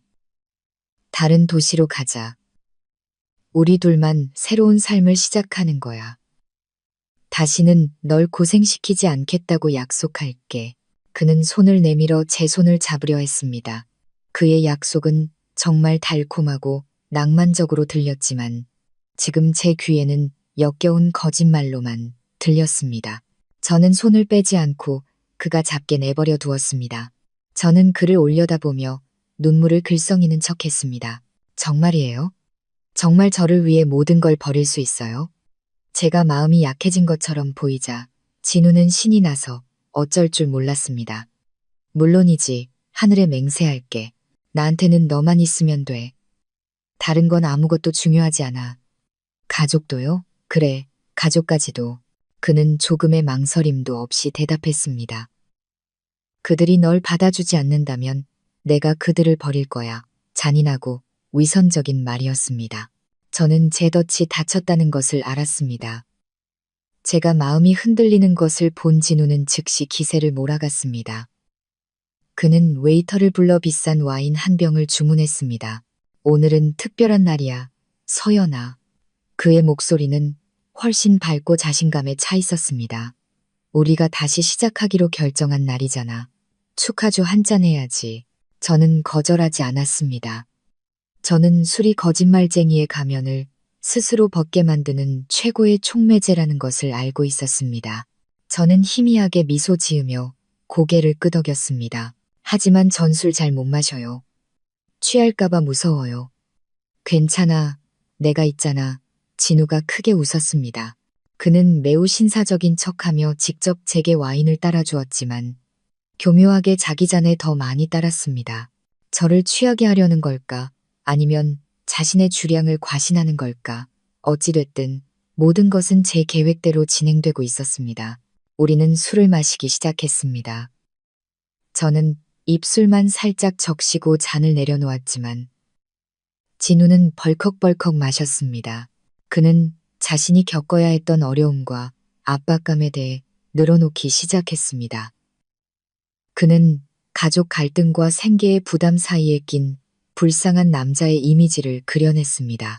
그는 도박에 대해 이야기했지만 죄를 인정하는 것이 아니라 변명이었습니다. 나도 그냥 너한테 더 나은 삶을 만들어주려고 돈 좀 벌어보려던 것뿐이야. 그런데 사기당할 줄 누가 알았겠어. 딸수록 더 잃기만 하고. 그는 길게 한숨을 쉬었습니다. 너한테 숨긴 건 잘못했어. 하지만 무서웠어. 네가 날 무시할까봐. 저는 판단하지 않고 들으며 이따금 동정하는 척 고개를 끄덕였습니다. 이해해요. 당신도 가족을 위해서였잖아요. 저의 공감에 그는 더욱 신뢰를 느꼈습니다. 그는 한 잔, 두 잔 계속해서 마셨습니다. 첫 번째 와인병이 비었을 때 그의 얼굴은 이미 붉어졌고 말도 꼬이기 시작했습니다. 저는 웨이터에게 신호를 보내 두 번째 병을 가져오게 했습니다. 이번에는 제가 주도적으로 그에게 와인을 따라주었습니다. 마셔요. 오늘 당신이 하고 싶은 말 다 듣고 싶어요. 그동안 저한테 숨겼던 속마음까지 전부요. 제가 길을 열어주자 진우는 더 이상 거리낄 것이 없었습니다. 그는 자신의 아까웠던 도박 무용담과 어떻게 큰돈을 딸 뻔했는지에 대해 떠벌리기 시작했습니다. 그러다 그는 어머니와 여동생을 욕하기 시작했습니다. 다 엄마랑 미나 때문이야. 맨날 돈 달라고만 하니까 내가 미쳐버릴 것 같다고. 그 사람들은 날 전혀 이해 못해. 너처럼 말이야, 서연아. 너만이 날 유일하게 이해하고 공감해주는 사람이야. 그는 술 기운에 흐릿해진 눈으로 제 손을 잡았습니다. 서연아, 솔직히 말할게. 내가 너랑 결혼한 건 네가 불쌍해서 그런 것도 있었어. 넌 의지할 곳 없는 고아잖아. 내가 널 지켜주고 보호해주고 싶었어. 그런데 운명이 이렇게 꼬일 줄 누가 알았겠어. 그는 느끼한 말을 늘어놓기 시작했습니다. 하지만 저는 이제 결정타를 날릴 때라는 것을 알았습니다. 저는 그의 눈을 깊이 들여다보며 감탄하는 듯한 목소리로 속삭였습니다. 진우 씨, 당신은 정말 좋은 남자예요. 하지만 저는 당신이 어떻게 그렇게 대단하고 강인할 수 있는지 아직도 모르겠어요. 예전에 당신 집도 많이 어려웠고 아버님도 일찍 돌아가셨다고 들었는데 어떻게 혼자서 어머니와 여동생을 다 책임질 수 있었어요? 정말 대단해요. 제 칭찬은 술에 취한 남자의 자존심을 제대로 건드렸습니다. 진우는 의자의 등을 기댄 채 크게 웃었습니다. 그의 얼굴에는 자만심이 가득했죠. 대단하고 말고 넌 몰라서 그래. 우리 아버지가 옛날에 진짜 대단한 분이셨어. 그 양반 혼자서 모든 걸 다 이뤄내셨다고. 정말요? 저는 호기심 어린 표정을 지었습니다. 아버님은 무슨 일을 하셨길래 그렇게 대단하셨어요? 우리 아버지? 진우는 잠시 머뭇거렸습니다. 그의 눈에 형언할 수 없는 빛이 스쳐 지나갔습니다. 말하기 좀 그렇지만 그 양반, 이 바닥에서 알아주는 주먹이었어. 이 동네에서 우리 아버지 무서워하지 않는 사람이 없었다고. 그랬군요. 그럼 아버님에 대한 재미있는 이야기도 많겠네요. 저는 계속해서 그를 자극했습니다. 술기운의 진우는 모든 경계심을 잃었습니다. 그는 가슴을 치며 자랑스럽게 말했습니다. 재미있는 이야기? 셀 수도 없지. 너 그거 알아? 지금까지도 사람들이 이야기하는 대박 사건이 하나 있어. 우리 아버지가 딱 한 번 손 썼는데 온 가족이 몇 년은 떵떵거리고 살 돈을 버셨다고. 무슨 일이기에 그렇게 대단해요? 아, 그는 제 귀에 바싹 다가와 마치 천인공노할 비밀을 말하듯 속삭였습니다. 20년 전에 저 윗동네에 살던 부자 부부 교통사고 말이야. 사람들은 다 진짜 사고인 줄 알지만 아니거든. 제 심장이 멎는 것 같았습니다. 저는 애써 태연한 표정을 유지했지만 테이블 아래의 두 손은 굳게 움켜쥐고 있었습니다. 사고가 아니면요? 우리 아버지가 한 짓이지. 진우는 병적인 자부심에 가득 찬 목소리로 말했습니다. 누가 시켜서 한 건데 그냥 차브레이크만 고장내면 되는 거였어. 아주 깔끔하게 흔적도 없이. 경찰이 조사해도 아무것도 못 찾아냈다고. 그 일 덕분에 우리 집은 새 집도 짓고 엄마는 장사 미천도 마련하고 나는 제대로 공부도 할 수 있었지. 다 그 사건 덕분이야. 제 주변의 모든 세상이 무너져 내렸습니다.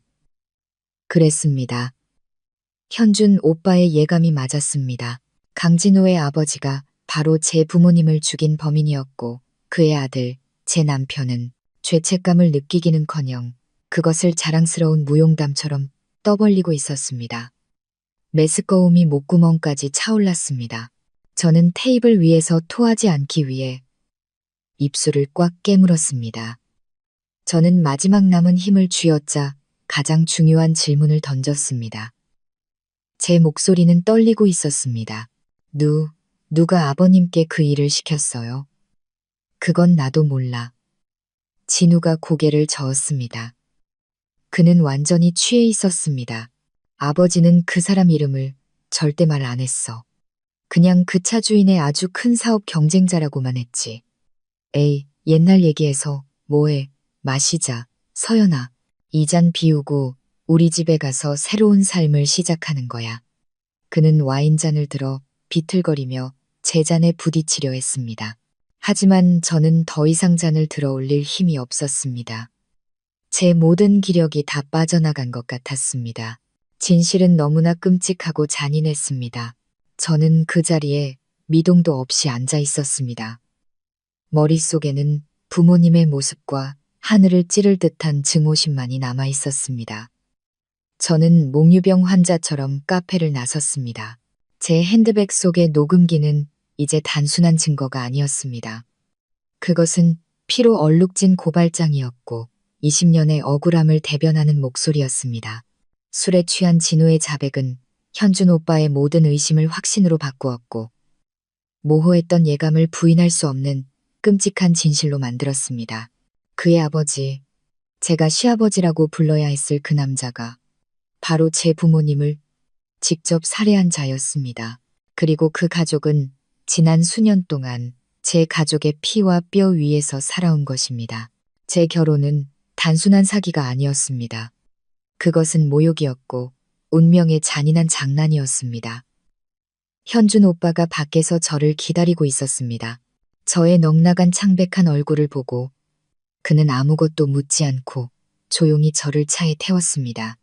돌아오는 내내 저는 한마디도 하지 않았습니다. 저는 그저 창문에 머리를 기댄 채 멍하니 밖을 바라보았습니다. 머릿속에서는 진우의 자만심 가득한 목소리가 계속해서 맴돌았습니다. 아주 깔끔하게, 흔적도 없이. 다 그 사건 덕분이야. 그의 비인간성, 아버지의 범죄에 대한 병적인 자부심은 제가 그에게 가졌던 아주 작은 미련마저도 완전히 죽여버렸습니다. 이제 제 안에는 단 하나의 불길만이 타오르고 있었습니다. 증오의 불길이었습니다. 펜트하우스에 도착하자마자 저는 녹음기를 현준 오빠에게 건넸습니다. 그는 그것을 스피커에 연결했고 진우의 자백은 고요한 방 안에 다시 한번 선명하게 울려 퍼졌습니다. 현준 오빠는 뒷짐을 진 채 꼼짝도 않고 한마디도 놓치지 않고 들었습니다. 들으면 들을수록 그의 얼굴은 더욱 굳어갔습니다. 그의 두 눈은 저 못지않은 증오의 불길로 타올랐습니다. 녹음이 끝나자 그는 아무 말 없이 저를 돌아서서 품에 안았습니다. 미안하다, 서연아. 네가 이런 말을 듣게 해서는 안 됐는데. 저는 그의 어깨에 얼굴을 묻고 마침내 참았던 울음을 터뜨렸습니다. 오빠, 이제 어떡해. 부모님이 너무 억울하게 돌아가셨어. 알아. 현준 오빠가 제 등을 가볍게 두드려 주었습니다. 하지만 지금은 울 때가 아니야. 이 고통을 행동으로 바꿔야 해. 우리는 진우놈의 자백을 확보했어. 이건 중요한 돌파구야. 하지만 아직 충분하지 않아. 그의 아버지는 죽었어. 술 취한 놈의 헛소리만으로는 이미 죽은 사람의 죄를 입증할 수 없고 더 중요한 것은 진짜 주모자를 빗속으로 끌어낼 수 없어. 오빠 말이 맞아. 가장 위험한 놈은 아직 어둠 속에 숨어 있어. 아주 큰 사업 경쟁자. 그것이 진우가 흘린 유일한 단서였습니다.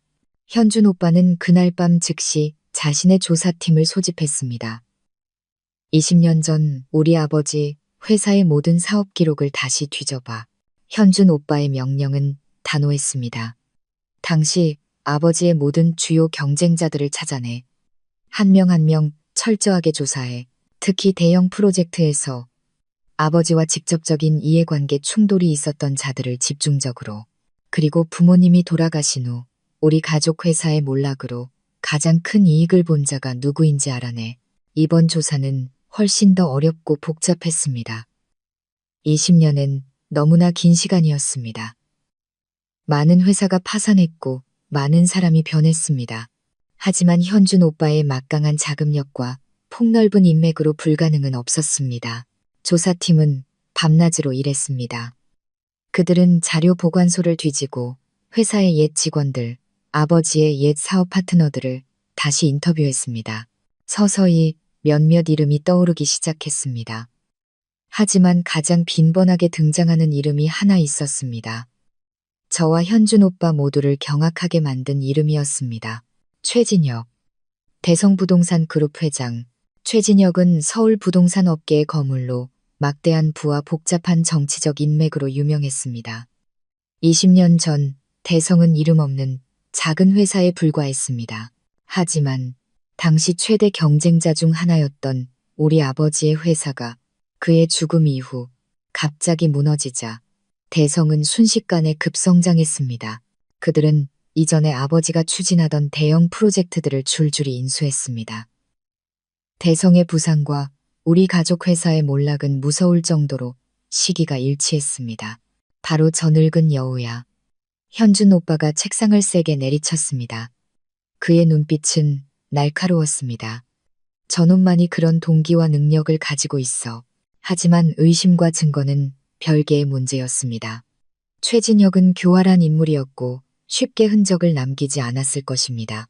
그와 강진우의 아버지 사이에 연관성을 어떻게 증명할 수 있을까? 최진혁에 대한 조사가 교착 상태에 빠졌을 때 김 변호사가 뜻밖의 소식을 가져왔습니다. 회장님, 서연 씨, 방금 법원으로부터 통지를 받았습니다. 두 분의 이혼 재판이 다음 주에 열릴 예정입니다. 그런데 이상한 점이 있습니다. 강진우 씨 측에서 요구사항을 전부 변경했습니다. 그들은 더 이상 집을 절반으로 나누자고 요구하지 않습니다. 그럼 뭘 요구하는데? 현준 오빠가 물었습니다. 그들은 이서연 씨가 강진우 씨에게 정신적 피해 및 명예훼손에 대한 손해배상금으로 50억 원을 지급해야 한다고 요구하고 있습니다. 김 변호사는 비꼬는 기색을 감추지 못하며 말했습니다. 그리고 그들은 법원에 최진혁 회장을 증인으로 소환해달라고 요청했습니다. 최진혁이라고? 저와 현준 오빠는 무슨 일이 벌어지고 있는지 이해하지 못한 채 서로를 쳐다보았습니다. 왜 최진혁이? 그들의 주장에 따르면 최 회장은 강진우 씨와 사업 협력을 할 의향이 있었다고 합니다.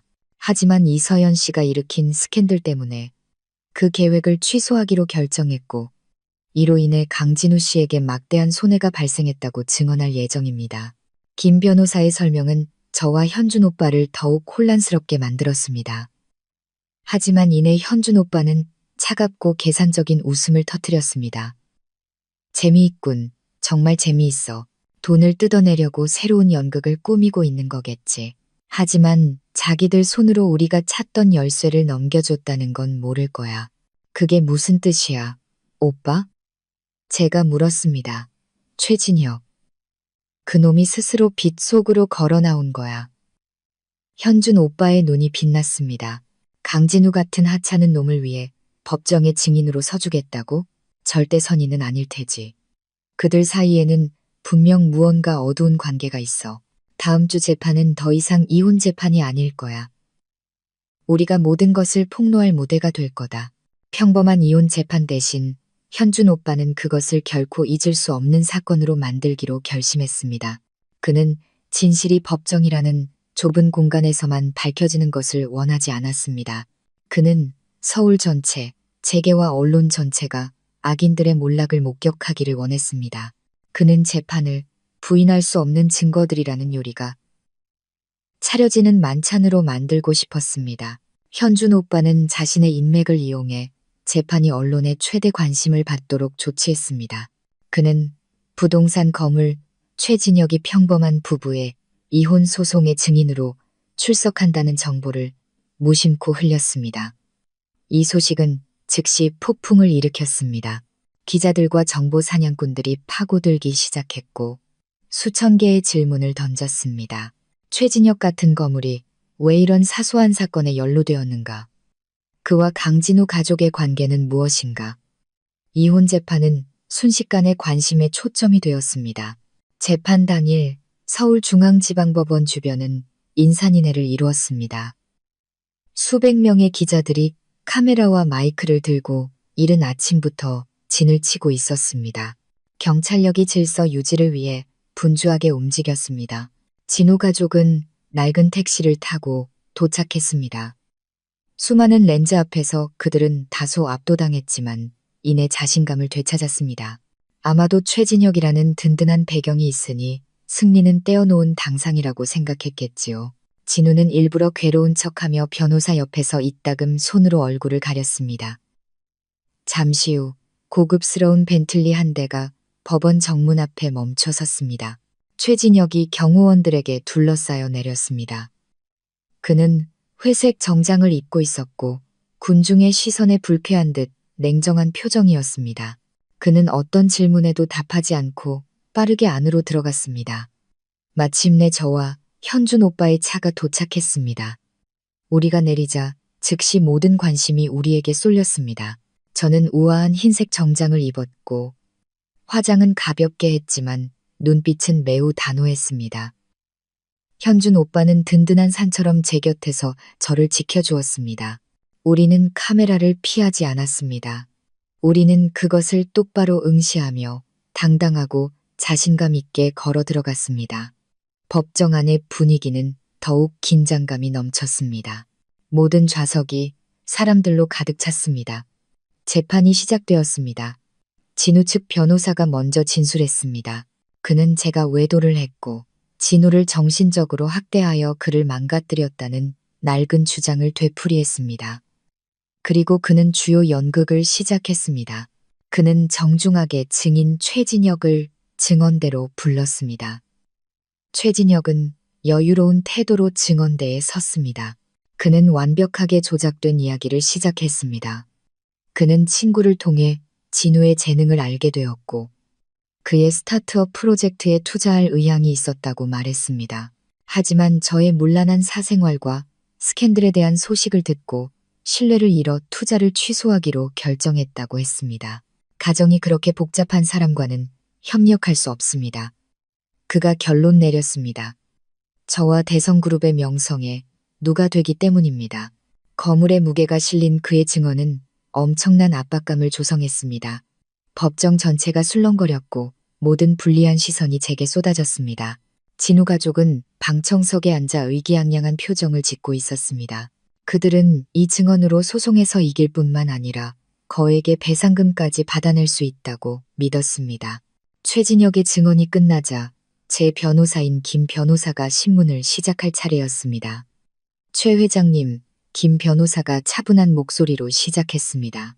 강진우 씨의 재능을 친구를 통해 알게 되었다고 하셨는데 그 친구가 누구인지 밝혀주실 수 있겠습니까? 최진혁은 잠시 멈칫했습니다. 아마도 이렇게 구체적인 질문을 받으리라고는 예상하지 못했던 것 같습니다. 그는 머뭇거리며 대답했습니다. 오래된 사업 파트너인데 신원을 밝히기는 곤란합니다. 그렇습니까? 김 변호사가 비웃었습니다. 그럼 강진우 씨의 아버지, 뺨에 흉터가 있던 강 씨에 대해서는 아십니까? 이 이름이 나오자 최진혁의 표정이 순간적으로 변했습니다. 아주 찰나였지만 현준 오빠와 제 눈을 피할 수는 없었습니다. 모릅니다. 그가 짧게 대답했습니다. 목소리는 더 차가워져 있었습니다. 들어본 적 없는 이름입니다. 그러시군요. 참 안타깝네요. 김 변호사가 말하고는 재판부를 향해 돌아섰습니다. 재판장님, 저희 측에서 녹음 파일 하나를 증거로 제출하고자 합니다. 녹음기가 켜지고 법정 전체가 숨을 죽였습니다. 그리고 진호에 술 취했지만 자만심 가득한 목소리가 울려 퍼졌습니다. 우리 아버지가 한 짓이지 누가 시켜서 한 건데 그냥 차브레이크만 고장 내면 되는 거였어. 아주 깔끔하게 흔적도 없이 경악의 탄성이 법정 전체에 울려 퍼졌습니다. 진우 가족은 얼어붙었습니다. 피고석에 앉은 진우의 얼굴은 시체처럼 창백해졌습니다. 하지만 녹음은 계속되었습니다.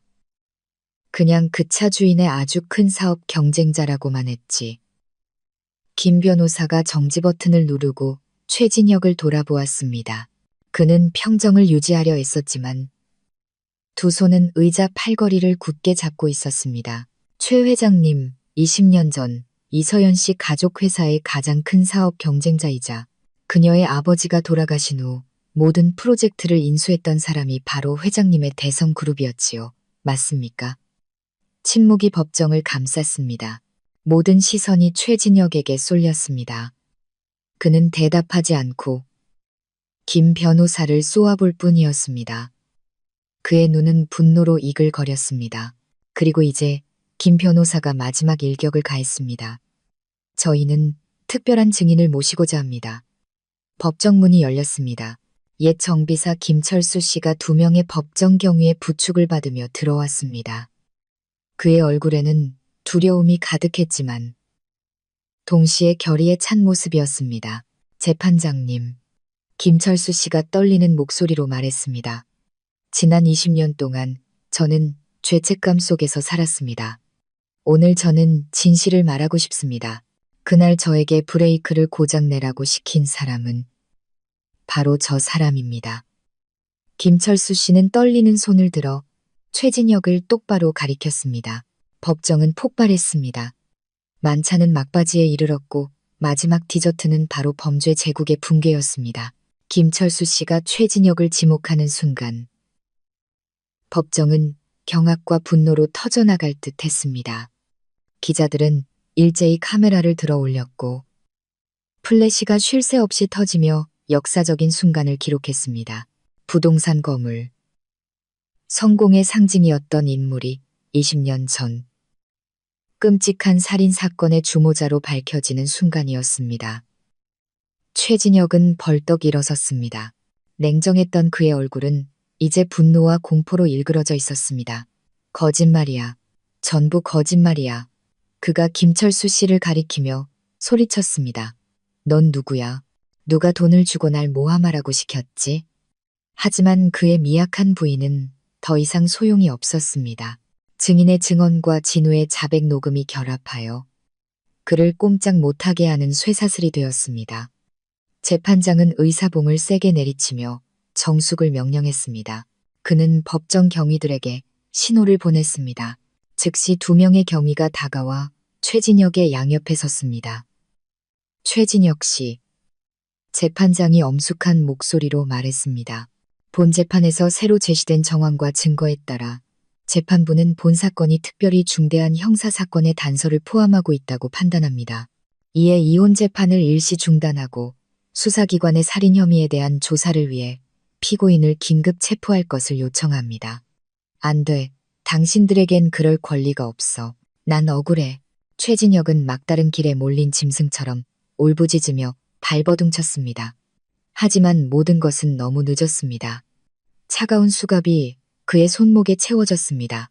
한 거물의 제왕의 꿈은 그렇게 치욕스럽게 끝났습니다. 모든 관심이 최진혁에게 쏠리는 동안 진우 가족도 운명을 피할 수는 없었습니다. 모든 사건의 발단이었던 강진우는 피고석에 주저앉아 온몸을 떨고 있었습니다. 그는 상해죄뿐만 아니라 이제 아버지의 살인 범죄를 은폐한 공범 혐의까지 받게 되었습니다. 술김의 한 자백은 그의 목을 조르는 올가미가 되었습니다. 그는 법정에서 그대로 체포되었고 넋이 나간 얼굴로 한마디도 하지 못했습니다. 박 여사는 남편의 실체가 드러나고 아들이 수갑을 차는 모습을 보고는 엄청난 충격을 이기지 못했습니다. 그녀는 눈을 희번덕거리며 비명을 지르더니 그대로 기절해버렸습니다. 미나는 공황 상태에 빠져 통곡하고 있었습니다. 거짓, 도박, 그리고 범죄 위에 세워졌던 그들의 가족은 마침내 완전히 무너져 내렸습니다. 단 하루아침에 하늘의 그물은 넓고 성기어 보이지만 결코 놓치는 법이 없었습니다. 이후 경찰의 수사는 신속하게 모든 진실을 밝혔습니다. 김철수 씨의 증언과 부인할 수 없는 증거들 앞에 최진혁은 결국 고개를 숙이고 죄를 인정했습니다. 그는 당시 최대 경쟁자였던 제 아버지를 제거하기 위해 진우의 아버지를 고용하여 브레이크를 파손했다고 자백했습니다. 프로젝트들을 가로챈 후 그는 진우의 아버지에게 거액을 주고 영원히 입을 다물라고 요구했습니다. 최진혁과 진우 가족의 관계도 명확해졌습니다. 진우가 직장을 구할 수 있도록 뒤에서 몰래 도와준 사람도 최진혁이었고 현준 오빠가 자신의 과거를 조사하는 것에 대한 보복으로 제 가족에게 망신을 주기 위해 진우를 부추겨 저에게 돈을 요구하도록 사주한 것도 바로 그였습니다. 교활하고 치밀한 음모였습니다. 몇 달 후 살인 사건에 대한 재판이 열렸고 정의는 마침내 실현되었습니다. 살인교사 혐의로 최진혁은 무기징역을 선고받았습니다. 강진우는 상해, 아내 학대, 범죄 은폐 등의 혐의로 징역 15년을 선고받았습니다. 박 여사와 미나는 살인사건에 직접 가담하지는 않았지만 이전의 행위와 저를 학대하는 데 동조한 역할로 인해 그들 역시 합당한 처벌을 받고 세상의 손가락질 속에서 살아가게 되었습니다. 판결이 선고되던 날 저와 현준 오빠는 함께 부모님의 묘를 찾았습니다. 우리는 묘에 흰 국화 2다발을 놓고 향을 피웠습니다. 아버지, 어머니, 현준 오빠가 목이 메인 채 말했습니다. 저희가 해냈어요. 아기는 죗값을 치렀습니다. 이제 편히 쉬세요. 저는 옆에 서서 조용히 울었습니다. 해방감과 안도감의 눈물이었습니다. 20년의 억울함이 마침내 씻겨 내려갔습니다. 이제 부모님은 하늘에서 편히 미소 지으실 수 있을 것입니다. 전쟁은 끝났습니다. 악인들은 대가를 치렀습니다. 하지만 저와 현준 오빠에게는 잃어버린 것을 되찾고 가족의 미래를 다시 써내려가는 새로운 여정이 시작되었습니다. 법의 폭풍이 지나가고 가족에게 정의가 되돌아온 후 우리 남매 앞에는 새로운 도전 과제가 놓였습니다. 바로 부모님께서 남기신 사업체를 되찾고 다시 일으켜 세우는 것이었습니다. 아버지의 평생의 심혈이었던 현민건설은 아버지가 돌아가신 후 최진혁의 비열한 수법에 의해 순식간에 그의 손에 넘어갔습니다. 그는 회사 이름을 바꾸고 창립자의 모든 흔적을 지우며 그것을 자신의 대성제국의 일부로 만들었습니다. 20년 동안 그곳은 우리 가족의 원수를 위한 돈벌이 기계가 되어 왔습니다. 현준 오빠에게 회사를 되찾는 것은 단순한 사업 거래가 아니었습니다. 그것은 명예를 건 싸움이었습니다. 그는 현민이라는 이름이 다시 살아나야 한다고, 아버지의 유산이 이어져야 한다고 생각했습니다. 국제투자그룹의 회장으로서 현준 오빠는 그럴 만한 충분한 자금력과 권력을 가지고 있었습니다. 하지만 그는 정면 대결을 선택하지 않았습니다. 그는 최진혁이 체포된 후 대성그룹이 심각한 위기에 빠졌다는 것을 알고 있었습니다. 주주들은 동요했고 주가는 폭락했으며 수많은 프로젝트가 중단되었습니다. 바로 지금이 황금 같은 기회였습니다. 현준 오빠는 자회사와 금융 파트너들을 통해 시장에 나온 대성의 주식을 조용히 대량으로 매입했습니다. 동시에 그는 과거의 불법적인 인수 증거를 이용해 이사회를 압박했습니다. 상업계에서의 전쟁은 조용하지만 매우 치열하게 전개되었습니다. 마침내 여러 차례의 팽팽한 협상 끝에 완전한 붕괴 위기에 처한 대성 이사회는 현준 오빠의 제안을 받아들일 수밖에 없었습니다. 구현민건설을 그룹에서 분리하여 합리적인 가격에 우리에게 되파는 것이었습니다. 인수계약서에 서명하던 날, 저와 현준 오빠는 함께 대성그룹의 회의실로 들어섰습니다. 이곳은 20년 전 아버지의 사무실이었던 곳입니다. 맞은편에는 낯선 얼굴들, 우리 가족의 몰락 위에서 이익을 취했던 자들이 앉아 있었습니다. 이제 그들은 우리 앞에서 고개를 숙여야 했습니다. 현준 오빠가 계약서에 서명하며 공식적으로 회사의 소유권을 되찾는 순간 저는 눈물을 참을 수 없었습니다. 우리가 해냈습니다. 우리는 마땅히 우리 것이었던 것을 되찾은 것입니다. 하지만 회사를 되찾는 것은 시작에 불과했습니다. 20년 동안 원수의 손에 있었던 회사를 다시 일으켜 세우는 것이 진짜 도전이었습니다. 회사는 많이 변해 있었습니다. 기업 문화는 흐트러졌고 아버지께 충성했던 유능한 직원들은 대부분 해고되었습니다. 현준 오빠는 제게 큰 책임을 맡겼습니다. 현민건설의 대표이사 자리였죠. 네가 할 수 있을 거라고 믿어. 현준 오빠가 말했습니다. 너에겐 아버지의 사업가적 피가 흐르고 있고 무엇보다 이곳에 필요한 진심과 헌신을 가지고 있어. 저는 조금 걱정되었지만 오빠의 신뢰 어린 눈빛은 제게 힘을 더해 주었습니다. 저는 모든 열정과 열의를 다해 일에 뛰어들었습니다. 저는 아버지와 함께 일했던 옛 직원들을 다시 찾아 나섰습니다. 저는 아버지가 항상 추구하셨던 가치인 정직과 성실을 바탕으로 기업 문화를 재건했습니다. 저는 직접 공사 현장을 찾아가고 파트너들을 만나고 계약을 협상했습니다. 처음에는 쉽지 않았습니다. 많은 사람들이 이제 막 경영에 발을 들인 젊은 여성의 능력에 대해 의구심을 가졌습니다. 하지만 저는 좌절하지 않았습니다. 저는 행동으로 증명했습니다. 저는 밤낮을 가리지 않고 일했습니다. 저는 끊임없이 배웠습니다.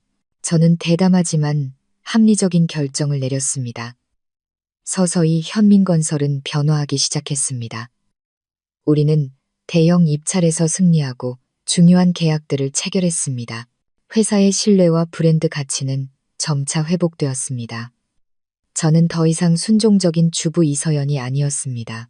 저는 경영계에서 자신감 있고 단호하며 카리스마 넘치는 진정한 리더가 되었습니다. 회사의 모든 성공은 가족 사업의 부활뿐만 아니라 제 인생 자체의 부활을 증명하는 것이었습니다. 저는 어딘가에서 부모님께서 저를 보며 자랑스럽게 미소 짓고 계시리라는 것을 알고 있었습니다. 3년. 그리 길지 않은 시간이지만 가장 깊은 상처가 아물기 시작하고 끔찍했던 과거의 잿더미가 바람에 흩날리고 척박했던 그 땅 위에서 강인하고 눈부신 새싹이 돋아나기에 충분한 시간이었습니다. 운명의 재판이 있은 지 3년이 지난 지금의 제 삶은 이전에는 감히 꿈도 꾸지 못했던 평온한 나날의 연속입니다. 저는 더 이상 거짓된 기억으로 가득했던 강남의 화려하지만 차가운 펜트하우스에 살지 않습니다. 현준 오빠와 저는 도심의 소음을 떠나기로 결정했습니다. 우리는 조용한 교회에 전원주택 단지의 진정한 보금자리인 새 집을 함께 지었습니다. 집은 웅장하지는 않지만 푸른 나무와 향긋한 꽃들, 그리고 맑고 깨끗한 공기로 둘러싸여 있습니다. 아침에 눈을 뜨면 가장 먼저 들리는 것은 시끄러운 경적 소리가 아니라 정원에서 지저귀는 새소리입니다. 오후에는 제가 좋아하는 장미덩불과 부겐빌레아를 직접 가꾸며 소박하고 평범한 것들 속에서 기쁨을 찾습니다. 오늘은 특별한 날입니다. 서연재단 설립 3주년 기념일이죠. 저는 언론에 대대적으로 알리는 행사를 열지 않았습니다. 대신 친한 친구들과 동료들, 그리고 특히 재단의 도움을 받은 가족들을 저희 집 정원으로 초대해 따뜻한 티파티를 열었습니다. 정원은 웃음소리와 아이들이 뛰노는 소리로 가득 찼습니다. 저는 멀리 서서 푸른 잔디밭 위에서 서로를 쫓아다니는 발그레한 뺨과 맑은 눈을 가진 아이들을 바라보았습니다.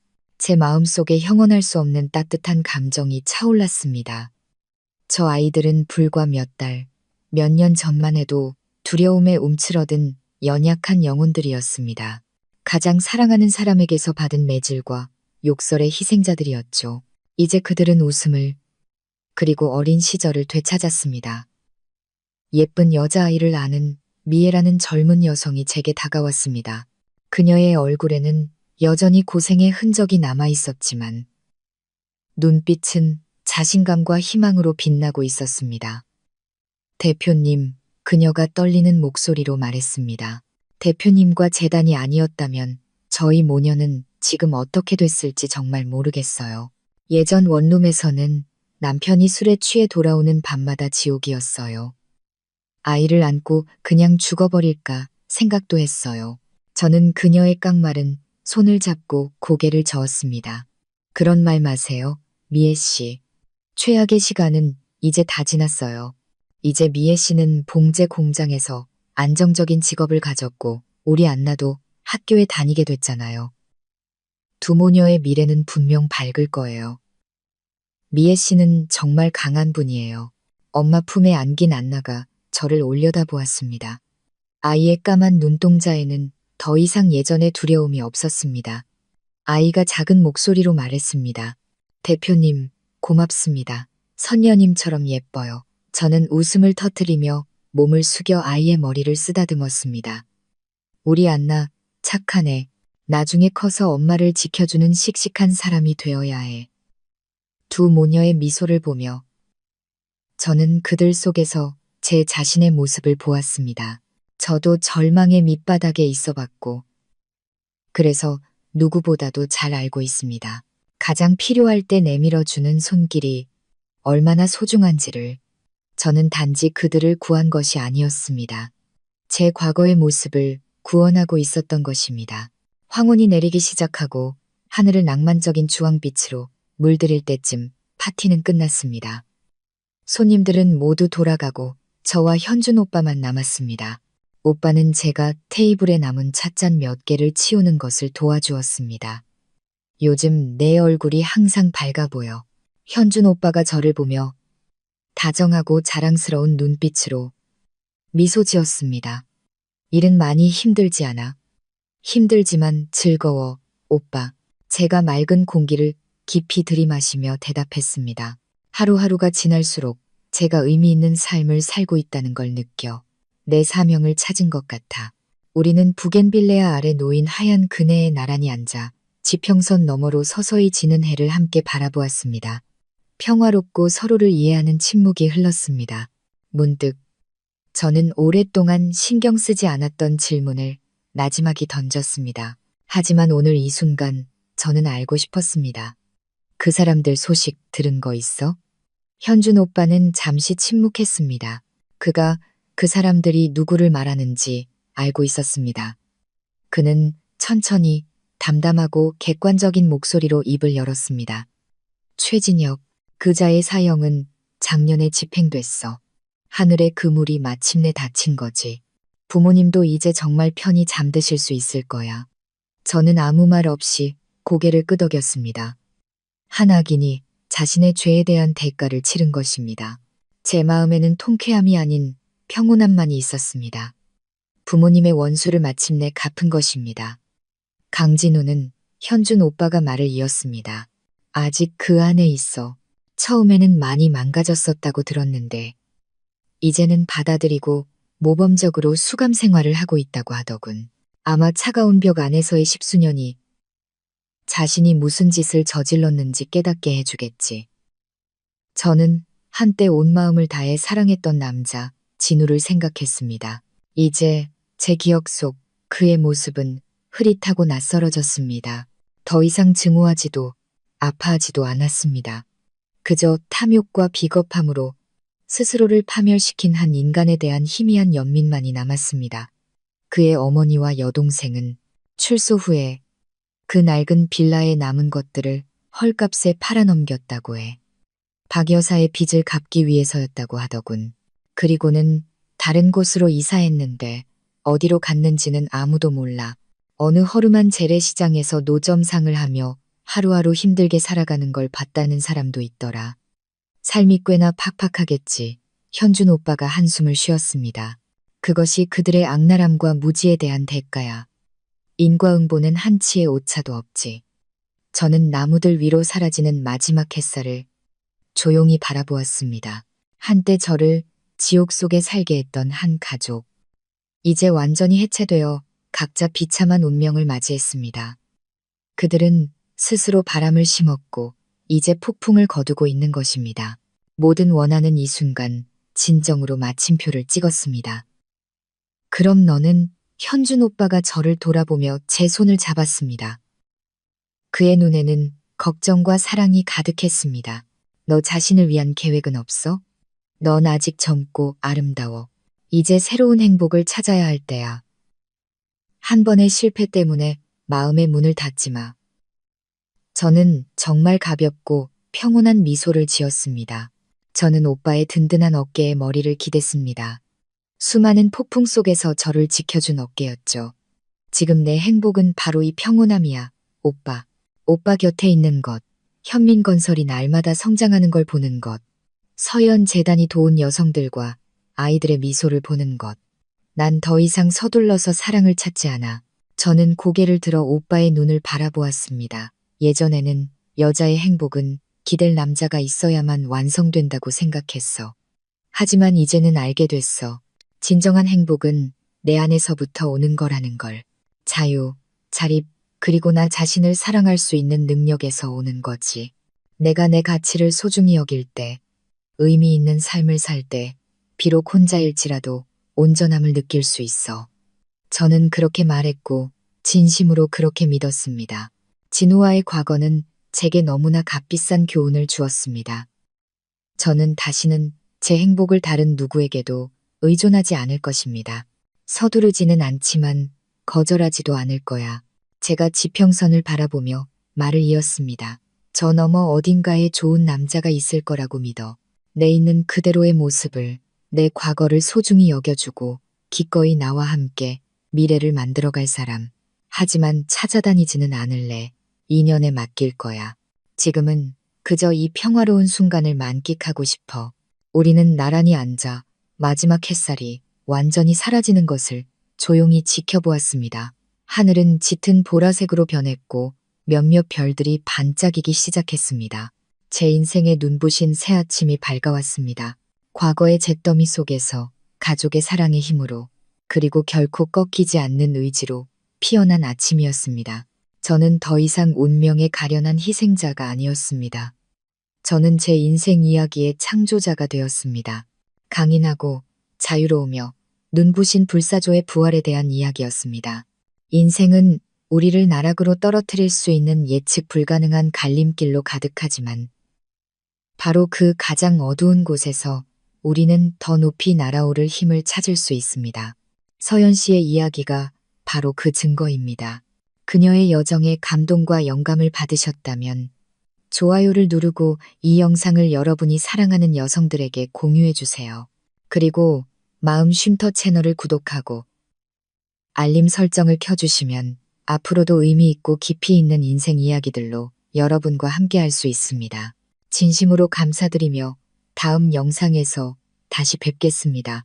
여러분, 방금 막을 내린 서연 씨의 이야기는 아마 우리 각자의 마음에 깊은 여운을 남겼을 겁니다. 우리는 그녀와 함께 고통과 절망의 가장 깊은 곳에서부터 부활과 평온의 정상까지 눈물겨운 여정을 함께했습니다.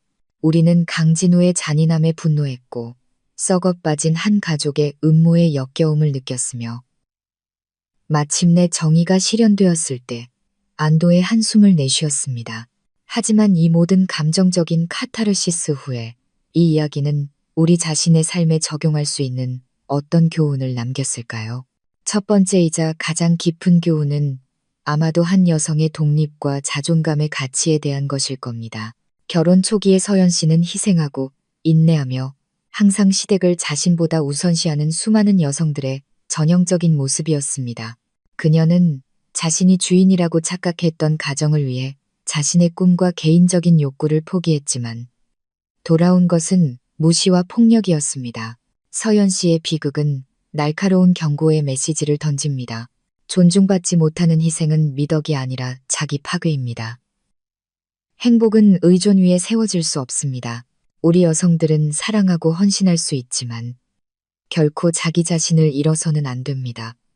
크든 작든 항상 자신의 일을 가지세요. 많든 적든 항상 자신만의 비상금을 가지세요. 이것은 계산적인 것이 아니라 폭풍이 닥쳤을 때 우리를 지켜줄 구명조끼이자 갑옷입니다. 당신이 스스로의 두 발로 설 수 있을 때 누구도 당신의 인격을 함부로 짓밟을 수 없기 때문입니다. 두 번째 교훈은 고통을 힘으로 바꾸는 능력입니다.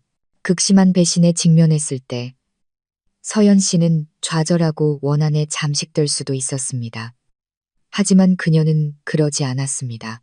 오빠의 도움 아래 그녀는 눈물을 이성으로, 분노를 단호하고 현명한 행동 계획으로 바꾸었습니다. 그녀는 시끄러운 복수를 선택하지 않았고 폭력에 폭력으로 맞서지 않았습니다. 그녀는 법, 진실, 그리고 지혜라는 무기를 선택했습니다. 이것은 우리에게 부당한 대우를 받았을 때 가장 강력한 길은 적을 파괴하는 것이 아니라 자기 자신을 격상시키는 것임을 가르쳐 줍니다. 배우고 지식을 쌓고 신뢰할 수 있는 사람들에게 도움을 구하세요. 당신이 충분히 강하고 현명해지면 정의는 자연스럽게 당신의 편에 설 것입니다. 그리고 악인들을 빗속으로 끌어낸 서연 씨의 여정은 단지 개인적인 복수가 아니었습니다. 그것은 그녀의 부모님과 같은 다른 희생자들을 위한 정의를 되찾는 여정이었습니다. 그것이 그녀의 싸움을 더 높은 차원, 즉 정의를 위한 싸움으로 승화시켰습니다. 그리고 마지막으로 용서와 새로운 시작에 대한 교훈입니다. 이야기의 끝에서 서연 씨는 더 이상 증오 속에서 살지 않습니다. 그녀는 시댁 가족의 비참한 결말을 듣고도 평온할 수 있었습니다. 여기서의 용서는 과거를 잊는다는 의미가 아니라 원한이라는 무거운 짐에서 자기 자신을 해방시키는 것입니다. 그녀는 새로운 사랑을 시작하기 위해서가 아니라 의미 있는 새로운 삶을 만들기 위해 앞으로 나아가기로 선택했습니다. 그녀가 서연재단을 설립한 것은 성장의 정점이었습니다. 그녀는 자신의 상처를 다른 여성들을 위한 빛으로 바꾸었습니다. 그것이야말로 진정한 행복입니다. 나눔으로써 목적 있는 삶을 삶으로써 얻는 행복 말입니다.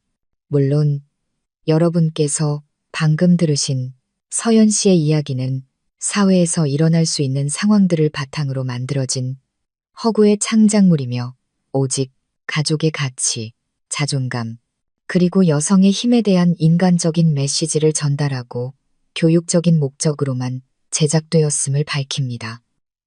이름, 인물 또는 사건의 모든 유사성은 우연의 일치입니다. 저희는 특정 개인이나 단체를 겨냥할 의도가 없으며 관련된 모든 법적 책임에서 면제됨을 알려드립니다. 인생이 항상 동화 같지는 않지만 우리 모두는 서연 씨처럼 자신의 이야기 속 영웅이 될 수 있습니다. 이 이야기를 통해 우리 모두, 특히 여성분들이 자신을 사랑하고 마땅히 누려야 할 행복을 위해 용감하게 싸울 수 있는 더 큰 힘과 믿음을 찾으셨기를 바랍니다.